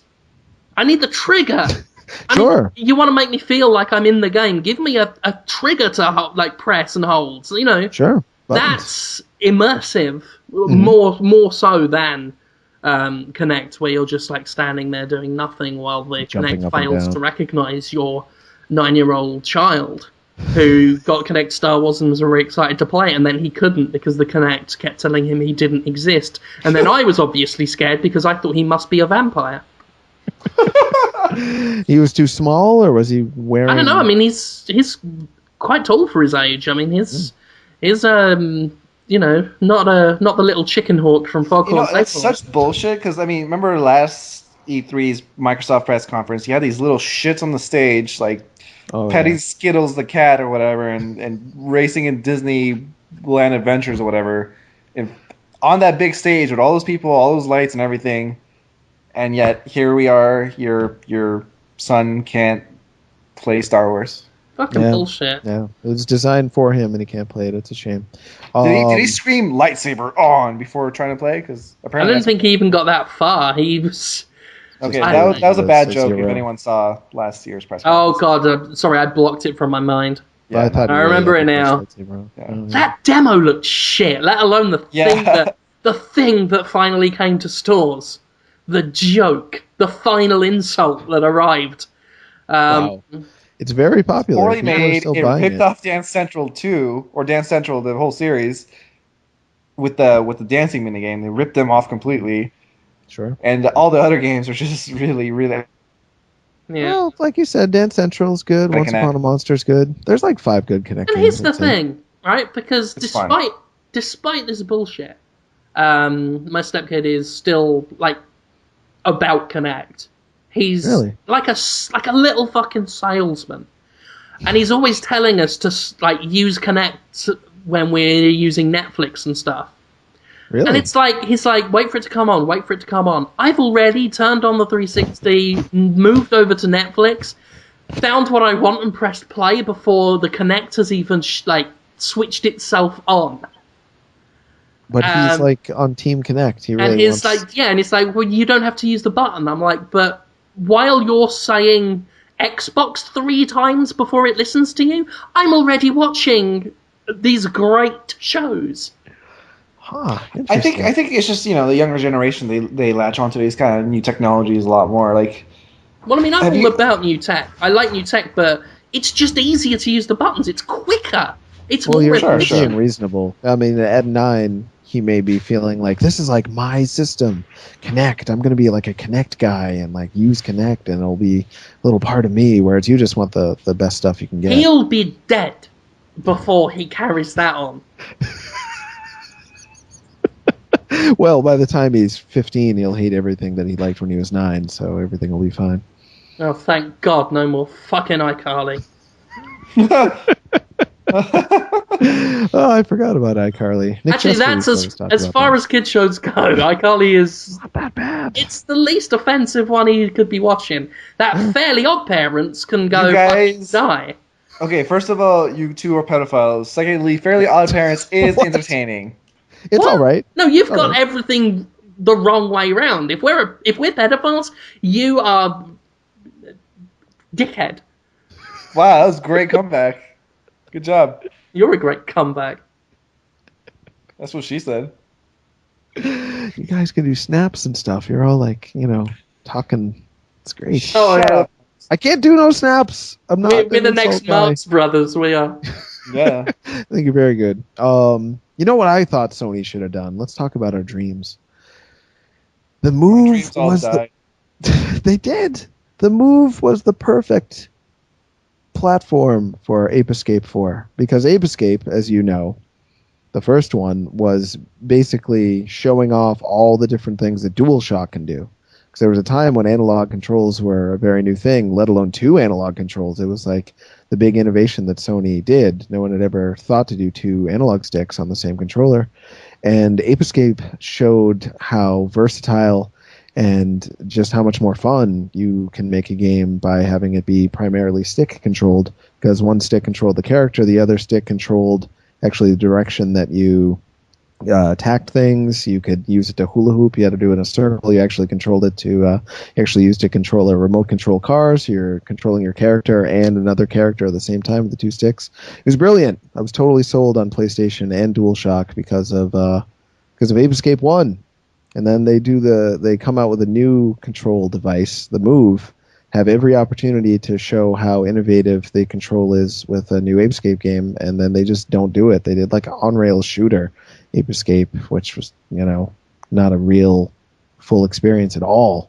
I'm so sad about that. Thank you for letting me air my grievance. I doubt either of you have anything to say about it because I'm one of the few people that really love Ape Escape a lot. Your dreams are weird. My dreams are weird. Yeah, All love I Ape care Escape, about, man. the Great game. only thing No, the I think move you're is, right though. Oh, thanks. the only thing the move is good for is Dreadstorm Pirates, which was bundled in to the, what was it, what's that fucking Namco Bandai? Time Crisis Raising Storm, that was it. Oh, yeah. Yeah, it was in there as like an extra. It's a pirate-themed on-rails arcade shooter, an old one that they brought on for the move. And it's didn't know about fucking brilliant. It is Really? brilliant. It's hilarious. It's the most stupid fucking game in the world. Sounds You're great. just fighting ghost pirates and shooting them. And the voice acting is amazing. Like, you climb up a net on the pirate ship, and out of nowhere, just this man just goes, "What are you doing, climbing the net?" And Sounds perfect for my and taste. you go there, you fight giant lobsters, and all kinds of shit goes on. It's pretty challenging, very worth playing. What's it called again? Dreadstorm Pirates, and it's bundled into Time Crisis Raising Storm, which you could probably get for a can of Pringles right now. So yeah, just go into GameStop with just some stuff you found, and they'll probably give you Raising Storm. Awesome. If they even have it. That. Yeah, if they even have it. It came to PSN in Europe. I don't know if it ever happened in the US. If it did, get it on there because you don't want the rest of Time Crisis. Raising Storm. It got a 6 out of 10 on Destructoid when I reviewed it. All 6 points were just because Dreadstorm Pirates was on it. And if it was just Dreadstorm Pirates on its own for $10, 10 out of 10. Flawless. Wow, that good. Yeah, it would get a "What are you doing, climbing the net?" out of 10. Sounds good to me. I love voice acting of that nature. I'm gonna miss it if it starts to die. If things get too professional. Voice actors are getting too good. They are. You're not getting like, what was it, Chaos Wars and House of the Dead 2. You don't get those anymore so much. Yeah. No, companies actually put money into it and invest in it now, which is nice. I mean, look at Lollipop Chainsaw. It's like got really good voice work. Yeah. It does, and I like that too. But I also want to be able to hear, "Don't come, don't come." Oh, I did, or whatever he says, and yeah. My God. There's a lot of games with "Don't Come" in it. Actually, House of the Dead 2, some other one, Chaos Spiral or something like that. Yeah, the trouble is nowadays, because companies will shell out just enough money to be competent, so you don't get the hilariously bad ones anymore. When you get bad voice acting now, it's just boring. Right. A lot of amazing or terrible. Yeah, a lot of voice acting in, say, Diablo 3, people aren't too fond of that. But you can't say it's hilariously bad. It's just, you look at the first Diablo, it's, I can't carry anymore. And it's just like ridiculous, just over the top and shit. And that's good, because it's still entertaining.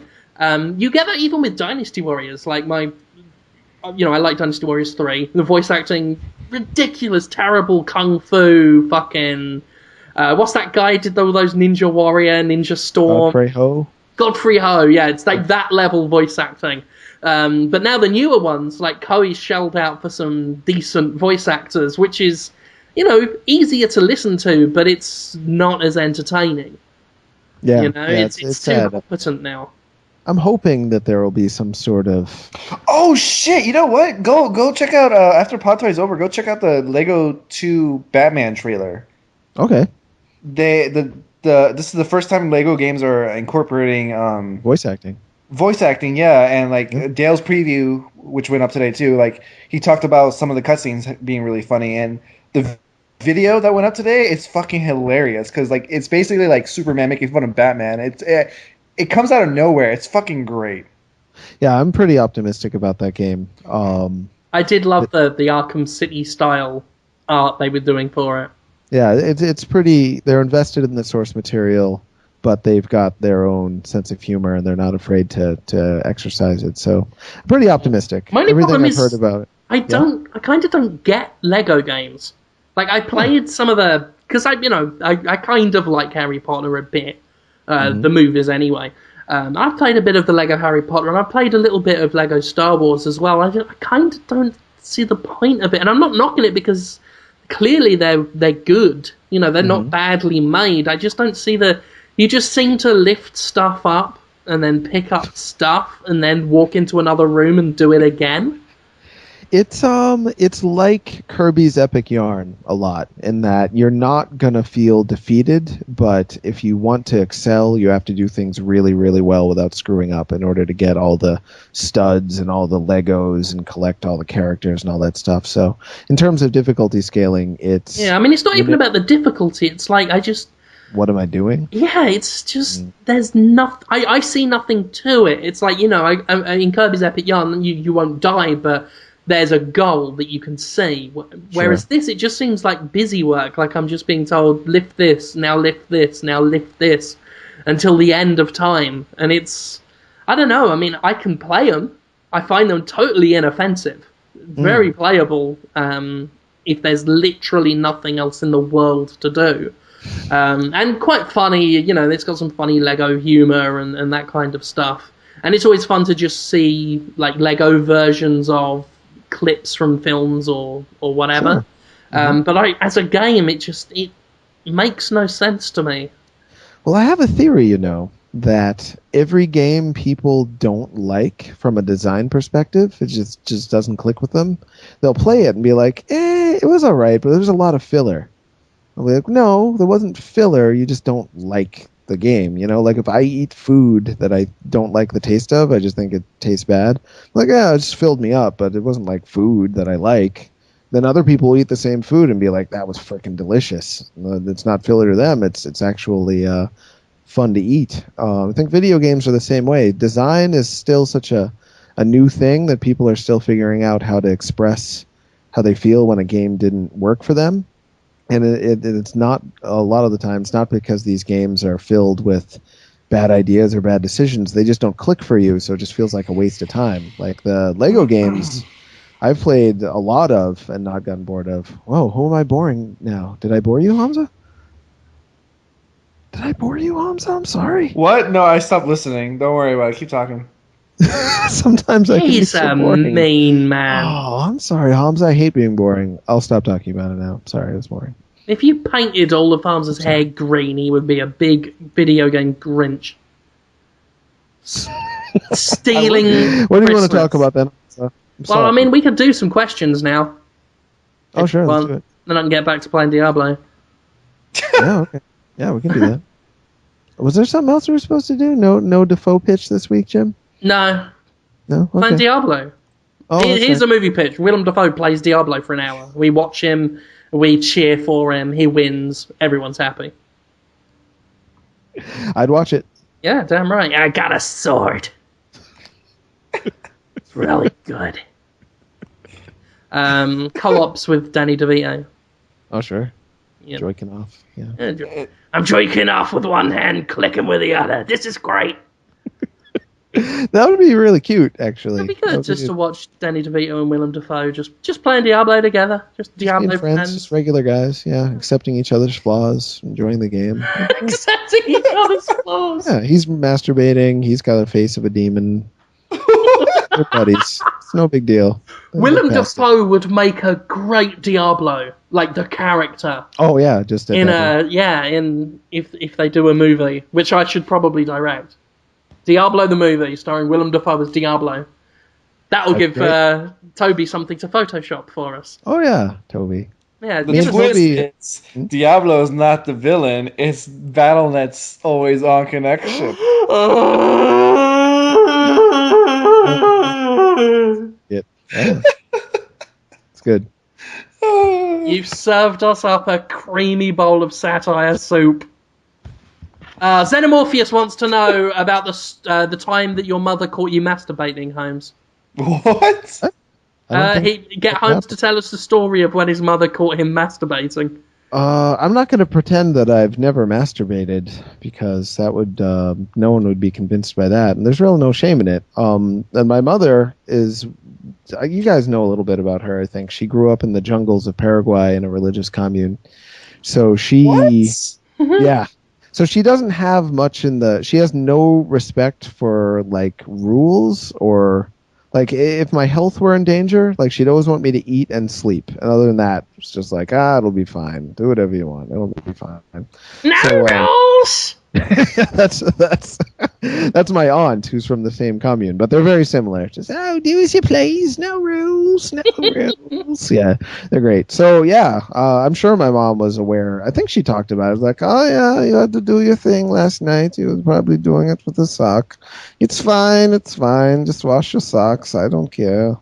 Do all that thing the boys do. You know, she doesn't care about masturbating. That's my point. You have the best life. My mom's pretty awesome. She's grouchy, but it's funny. Are you ever gonna write a book about your life? No. You say that as though people have been expecting it. Like, why are you gonna get around to it? No, seriously. Like, at some point, you should just like write a book about your fucking life. It's worth reading about. And I do warn you, Holmes, if you don't do it, I will. So I would get on with it. I think it's worth it. I know Nero at some point he wants to make a book about his life.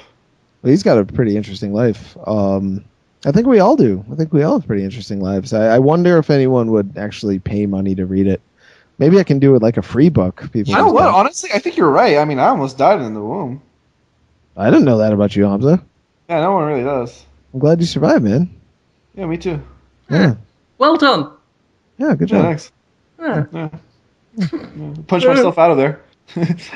I will be free!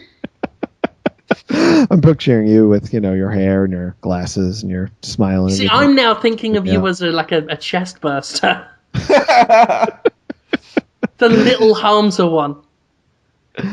Oh, dear. Siet KK. Apparently he's been going mad trying to work out what the Podtoid intro music is. I think we mentioned it before, but it's the main theme to Metal Arm's Glitch in the System, which is a game that was released on PS2 and Xbox back in the day.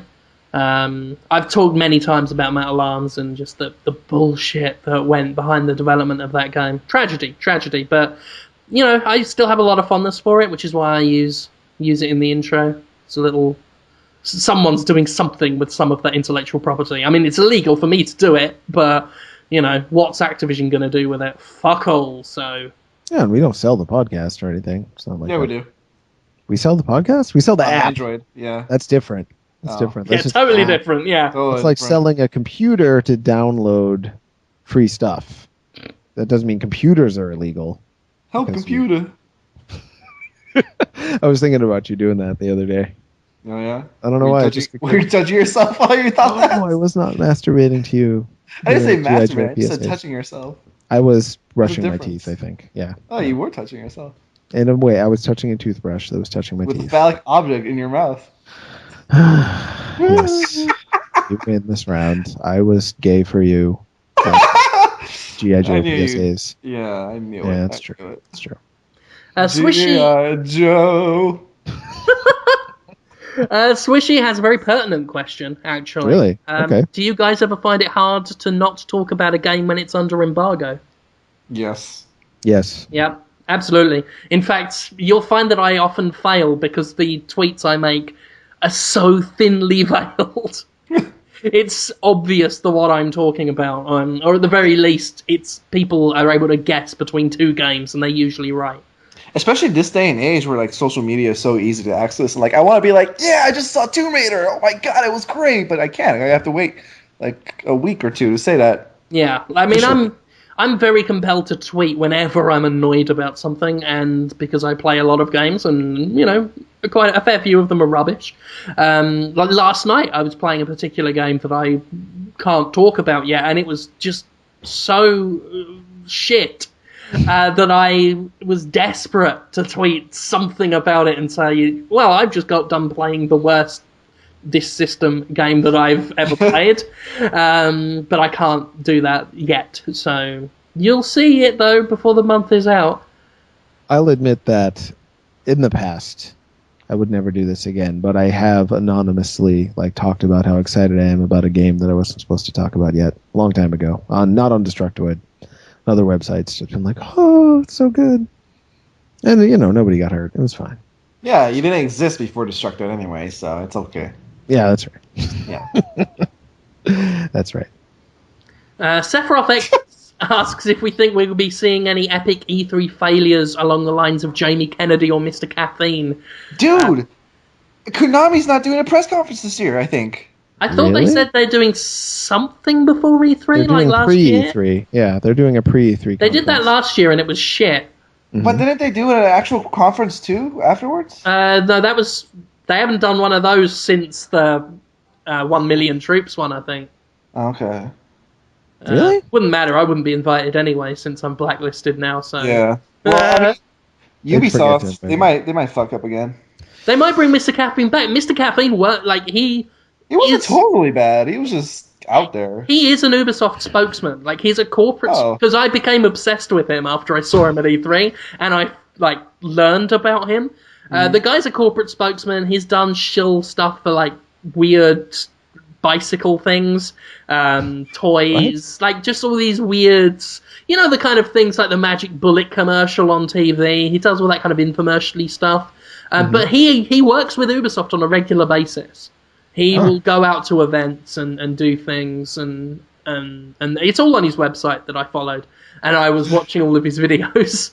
I liked him, I will admit, in something of an ironic way, but I hope he's there this year, because, I just hope we see something. E3 isn't E3 without that, without the Jamie Kennedy, or the 1 million troops, or the Mr. Caffeine, that one big fuck-up that everyone talks about, and it's... I'm sorry. I was just gonna say, there's always some kind of meme or some kind of thing that everyone will always remember. At least one thing that Wii music, represents that drumming. year. Yeah. the Wii U drumming. Ridge Racer. Oh yeah. That Sony one I still watch sometimes. Just the highlights, because that had everything. I think that was the home of 5 jokes. Yeah, giant enemy crab. Enemy crab, $599 US. Oh yeah. Oh jeez. So yeah, it could be anyone. I'm gonna guess Microsoft has another shitty fucking Kinect flavored conference again. Well, yeah, it's making them the most money right now. Yeah. So. It's hard to tell. It's really hard to tell. I do hope we see Mr. Caffeine again, though.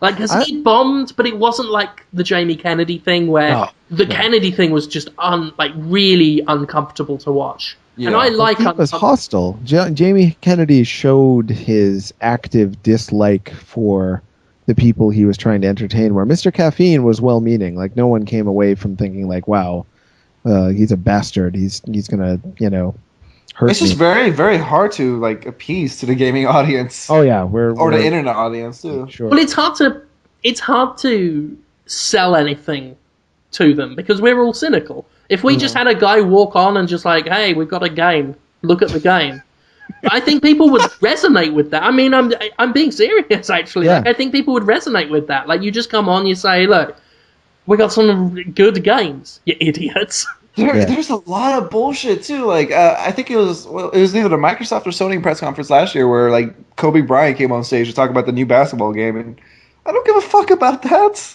Yeah. That's the thing that hasn't changed, and maybe it will be worse this year. Is this weird disconnect where the mainstream media, if you want to call it that, sports, TV, movies, they still think they're better than us and will show up and like impress us just by existing. But we don't care about them that much, and comedy always comes from that. So I'll tell you who's a good speaker. Yeah. At E3 shows, as much as I make fun of him, Cliff Blazinski, because he comes on like he's got a natural confidence and seems genuinely happy to be talking about what he's talking about, and he's not nervous on stage, so he's got the emphasis to sell like a Mr. Caffeine or a Reggie Fils-Aimé, but without that false bullshit that comes with it. He gave an amazing talk at GDC this year. It was I forget what it was for, but like it was him and some other game designer developers. Like they were basically like giving a rundown about, well, at least he was giving a rundown about how he made Gears of War and how I think the presentation was more about like helping aspiring developers learn the ropes or learn how to make their own games, like Cliff did. And like he gave like a 5-minute talk that basically spanned the entire like arc of how like he came about and how Gears of War was made and what inspired Gears of War. And like that's where I learned that they basically like took Kill Switch for PS2 and I think Xbox, and just that's how Gears of War was basically formed. They just took Kill Switch and just made it a lot better. Huh, interesting. But he was influenced by Resident Evil 4 and some other games too. Huh. Yeah, I want to like Cliff Blazinski. I've never met him in real life, and when he's great, he's smart and well-meaning and respectful and interesting and insightful. And then when he's got his bad days, he just seems like a mean, spiteful jerk. And I guess that's how we all are. He's only human. But I'd love to see a good showing from him this year. He's been saying some really interesting things about what he would do with the Resident Evil series if he had the opportunity to make a game. And it would actually, from the sounds of it, be the best Resident Evil game in years if it was made by him. He'd want to do it like half kind of the action style that's really empowering, and then suddenly put you in the shoes of like a defenseless kid, like a Sherry Birkin, and then have to navigate through that with a totally different play field. So both types of play are taken to their extremes, and therefore by juxtaposition, all the more exciting. Hamza? Did I bore you again, Hamza? No, I give a shit about Resident Evil, so this is really interesting. Oh, good. Thank God. I realized I was talking for too long. Yes. Appeal to me. Appease me, Jonathan. So that's what Cliffy B would do with Resident Evil, and I would play that probably sooner than I would play Resident Evil 6, which I read about it all the time, and I'm still worried that it's just gonna... Hey, you'll find out in 2 weeks at E3. You probably played it already, Hamza. No, I wish. Yeah, didn't get. I think I could have, but I actually avoided seeing Capcom because Dale had seen Capcom earlier in the morning, and they wanted us back, but they weren't going to show us the full content. They just showed Dale because for the non-judges portion. So sure. So Dale was like, "Yeah, we might come back later." We didn't come back later. Yeah. Well, so I could have seen it probably, but I don't know. Boggles my mind how much work you guys just do. It's crazy. Big Crusher says, next question. Jim, if I whistled in your Peehole, would you let Holmes watch? Yeah. What? Ouch. What? No. Next question. The Peehole must not be tampered or touched. Pee comes out. That's it. You don't do anything else with that hole. That is the worst hole. No one's hole. That was worth it for just that quote. The Peehole must not be touched or tampered with. That's true. It's true. I'll write a pamphlet about it if I have to and hand it out at doc. Oh, please do. Do an illustrated pamphlet. I will. Oh, that would make me really happy. The doctors. I've had a couple of people ask for a return for the Man-Baby thread of the week. Oh, yeah? Which I might, maybe we'll do some more of that. I haven't been there in a long time, so... Yeah, I did that post on there, and then I got, IP banned, so I can't even check the site anymore. You can mask your IP. Yeah, I could, but I'm too lazy. It's And literally too much effort. Yeah. for them. As soon as I said it, I'm like, what? No. Yeah, fair. A lot of people also want to talk about the video that surfaced recently, Jonathan. What? Oh, yeah. Of you singing as a serial killer in that film. Oh, Yeah, what's up with that? that's weird. It's one of those things. I wasn't like shy about it when I was doing it back in 2000. I think it was a 2008 movie. So I'd been a Podtoid for a year or so, and I was like, "Oh, hey guys, check this out! I did this thing." And like 5 people were like, "That's weird," and then moved on. But now, 2012, that I've been on Podtoid with Jim Sterling and Structoid Show with Tara Long, and people actually care now.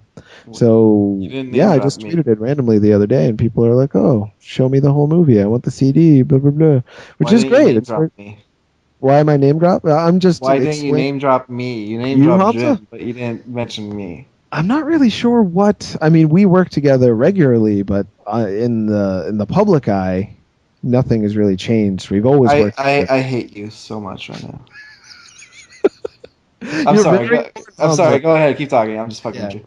Anyway, yeah, that was a short film that my friend Andy, who you two both know, he self-funded that and shot that and wrote it with his friend, and got our mutual friend from kindergarten, someone I've known since kindergarten, wrote all the music. And it's a short film that you can't see. Sorry, guys. Why can't we see it? I asked Andy today, I'm like, hey, suddenly people care about your movie. Can you show it to them? He's like, actually, the hard drive I had it on got erased. Maybe I can get it on the internet someday.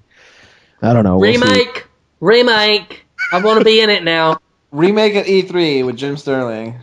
Andy will be there with his fancy camera. I really want to be in a musical with you. That would be fun. I think we should all be. Everyone who's ever been on Podtoid should be in a musical. Yeah. That would not be unpopular, you know? Thousands of people like our Christmas albums. Yeah, they do. They do. I don't know the numbers on them, but the people who actually check them out always say good things. So, yeah, anything's possible, Jim. That was an expensive movie. He had a big camera, and he got that actual Hollywood. It looked kind of, It looked. Yeah, it's like a legit movie. Yeah.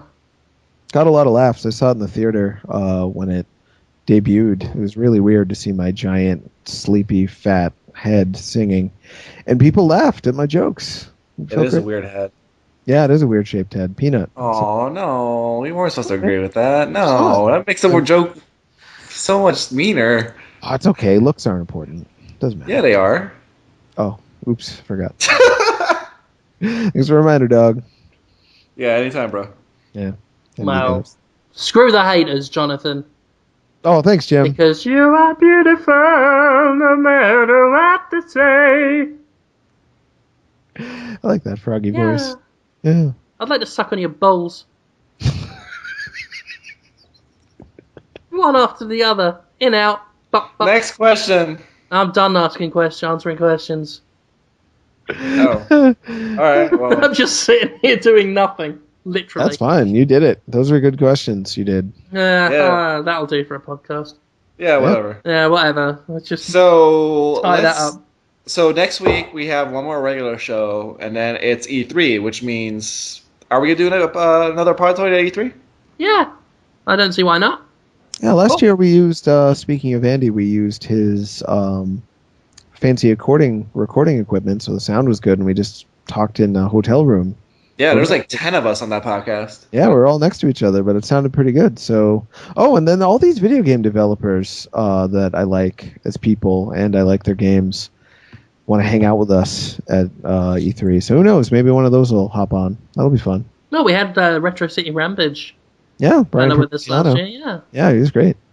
Brian will be back again this year. We're going to try to hang out. Jules Watcham from Renegade Kid will be there.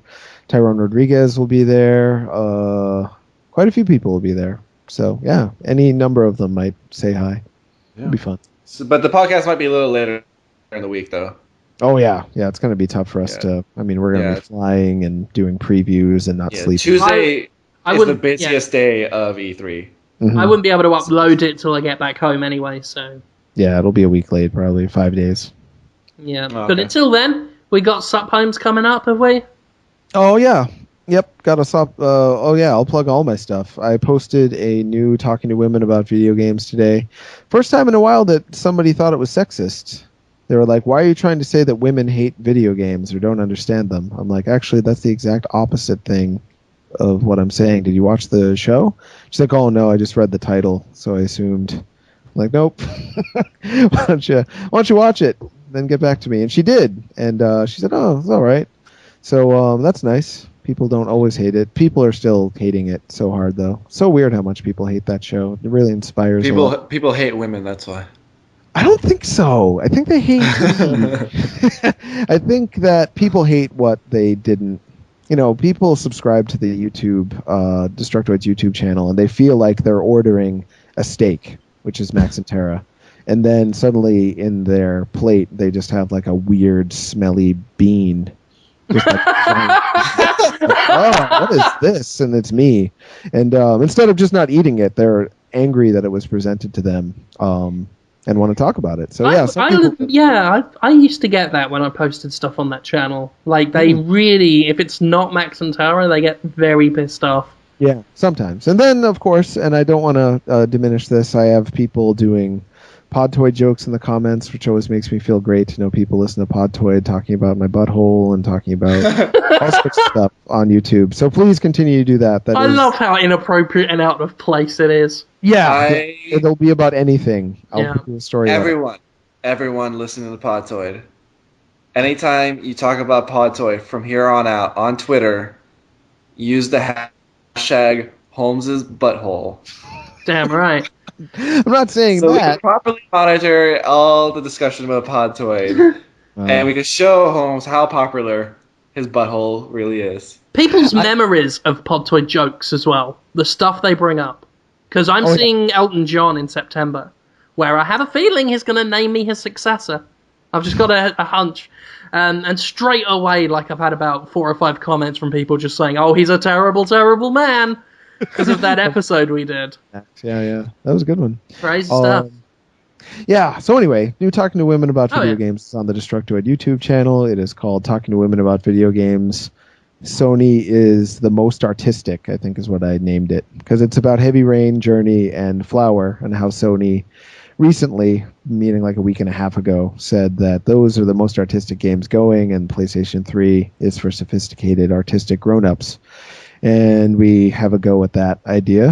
I thought it turned out all right. I look a little bit more awful than usual, which made me cringe. But the point came across, and the guest on the show, I think she looks fantastic. She's really funny and smart. So is she hot? I think she's attractive. Yeah, I'll watch. She's she's someone I don't know that well, but we actually have the same birthday, so we shared a birthday party last year. That's how you guys are twins. We're actually weirdly alike. Talking to women about video games is going to become the new sister. She wants to be on the show again. Sister. Never knew how much I missed you. Now that everybody knows, I ain't never going to let you go. That's really disturbing that you remember that. Yeah, I haven't seen an episode since it was first on. Yeah, did you I used to watch every episode. Oh God, why did I say that out loud? I used to watch it. That and Clarissa Explains It All. Yeah, that was great. Step by Step, Full House, Family Matters, The Secret World of Alex Mack. Oh, that was so good. She was so hot. Hot. Yeah. Other plug. So, I wrote a feature for the other Talking to Women About Video Games that just went up on Saturday. I hope it's all right.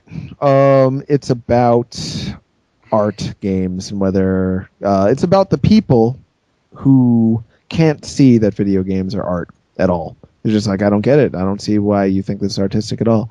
And they're not bad people, but they're coming from a different perspective that I tried to dissect. So that was fun to write about.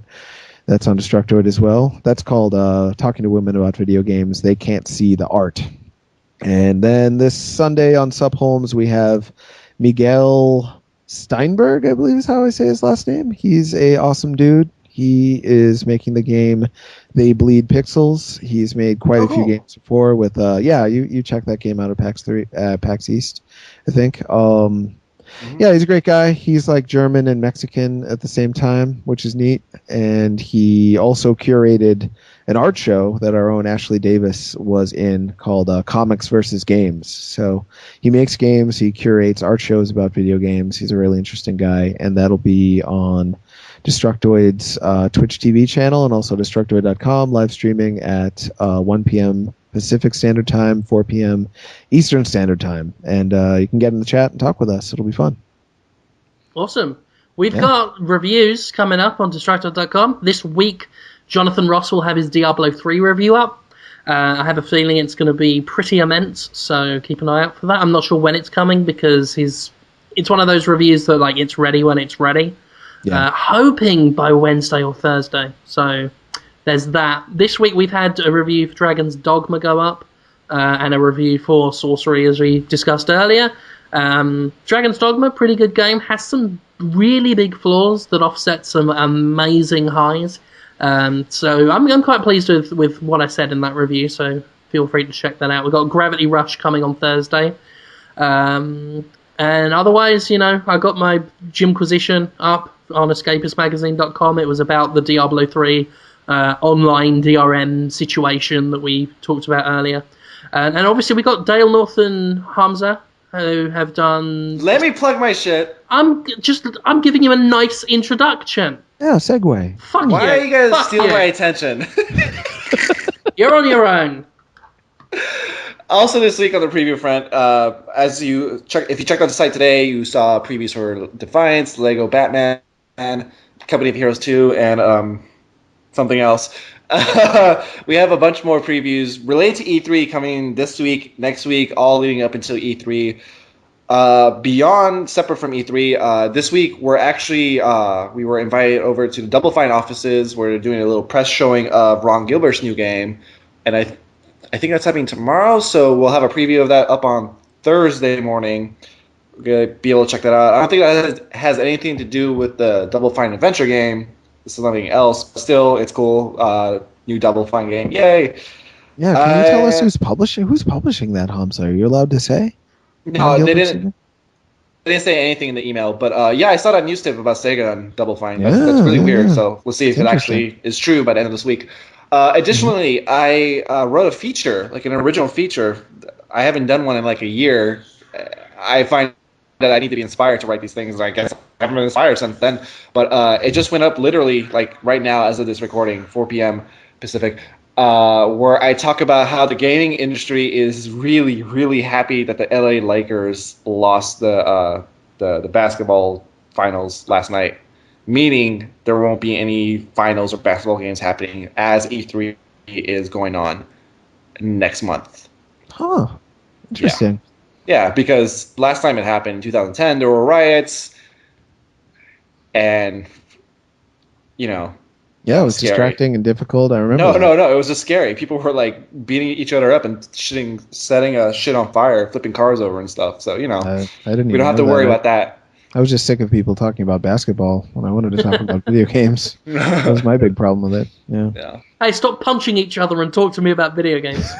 That was kind of my attitude. Talking to people punching each other about video games. That would be a good one. That would be great.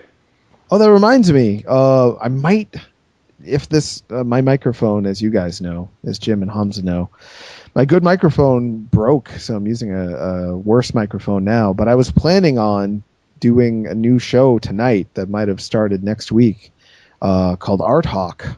I don't know if you guys know who Art Hawk is. He's a talking hawk who talks about video games and their artistic merits. So that might happen. If I can get a good microphone by next week, look out for Art Hawk in his own show. Okay. It might happen. I don't know. For Destructoid? Yeah, I guess so. Okay. It's going to be good. Trust me, Hamza. You can follow me on Twitter at CTZ. Jonathan Holmes is at TronNots, and Jim Sterling is at Jim Sterling. That's pretty easy to remember, you fucking morons. Yeah, actually, Jonathan, spell out your Twitter name because it's weird. Oh, okay. At TRON, like the movie Tron. KNOTTS, like Don Knotts' last name. TronNots. That's me. Yeah. So thanks for listening.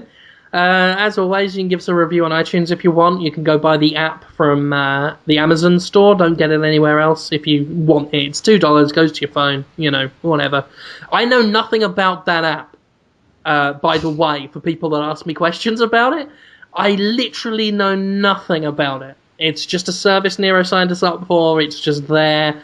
I can't help you with it. I can ask Nero about it. I have asked him questions before, but I don't think anybody knows. I think we just did a thing and it happened. I've seen an Android phone around. That's what I can tell you. Yeah, we've seen Android phones, if that helps. If you want to ask us if we've seen one of them. Yeah. So there's that. I think that's it. So we will see you next week, and that will be our last show before E3. Oh, Forever. Forever, yeah, before we all die of disease. Cancer. Yeah, I didn't want to be too specific. Cancer. Butt cancer. It's butt cancer. Yeah. Good luck with the cancer, guys.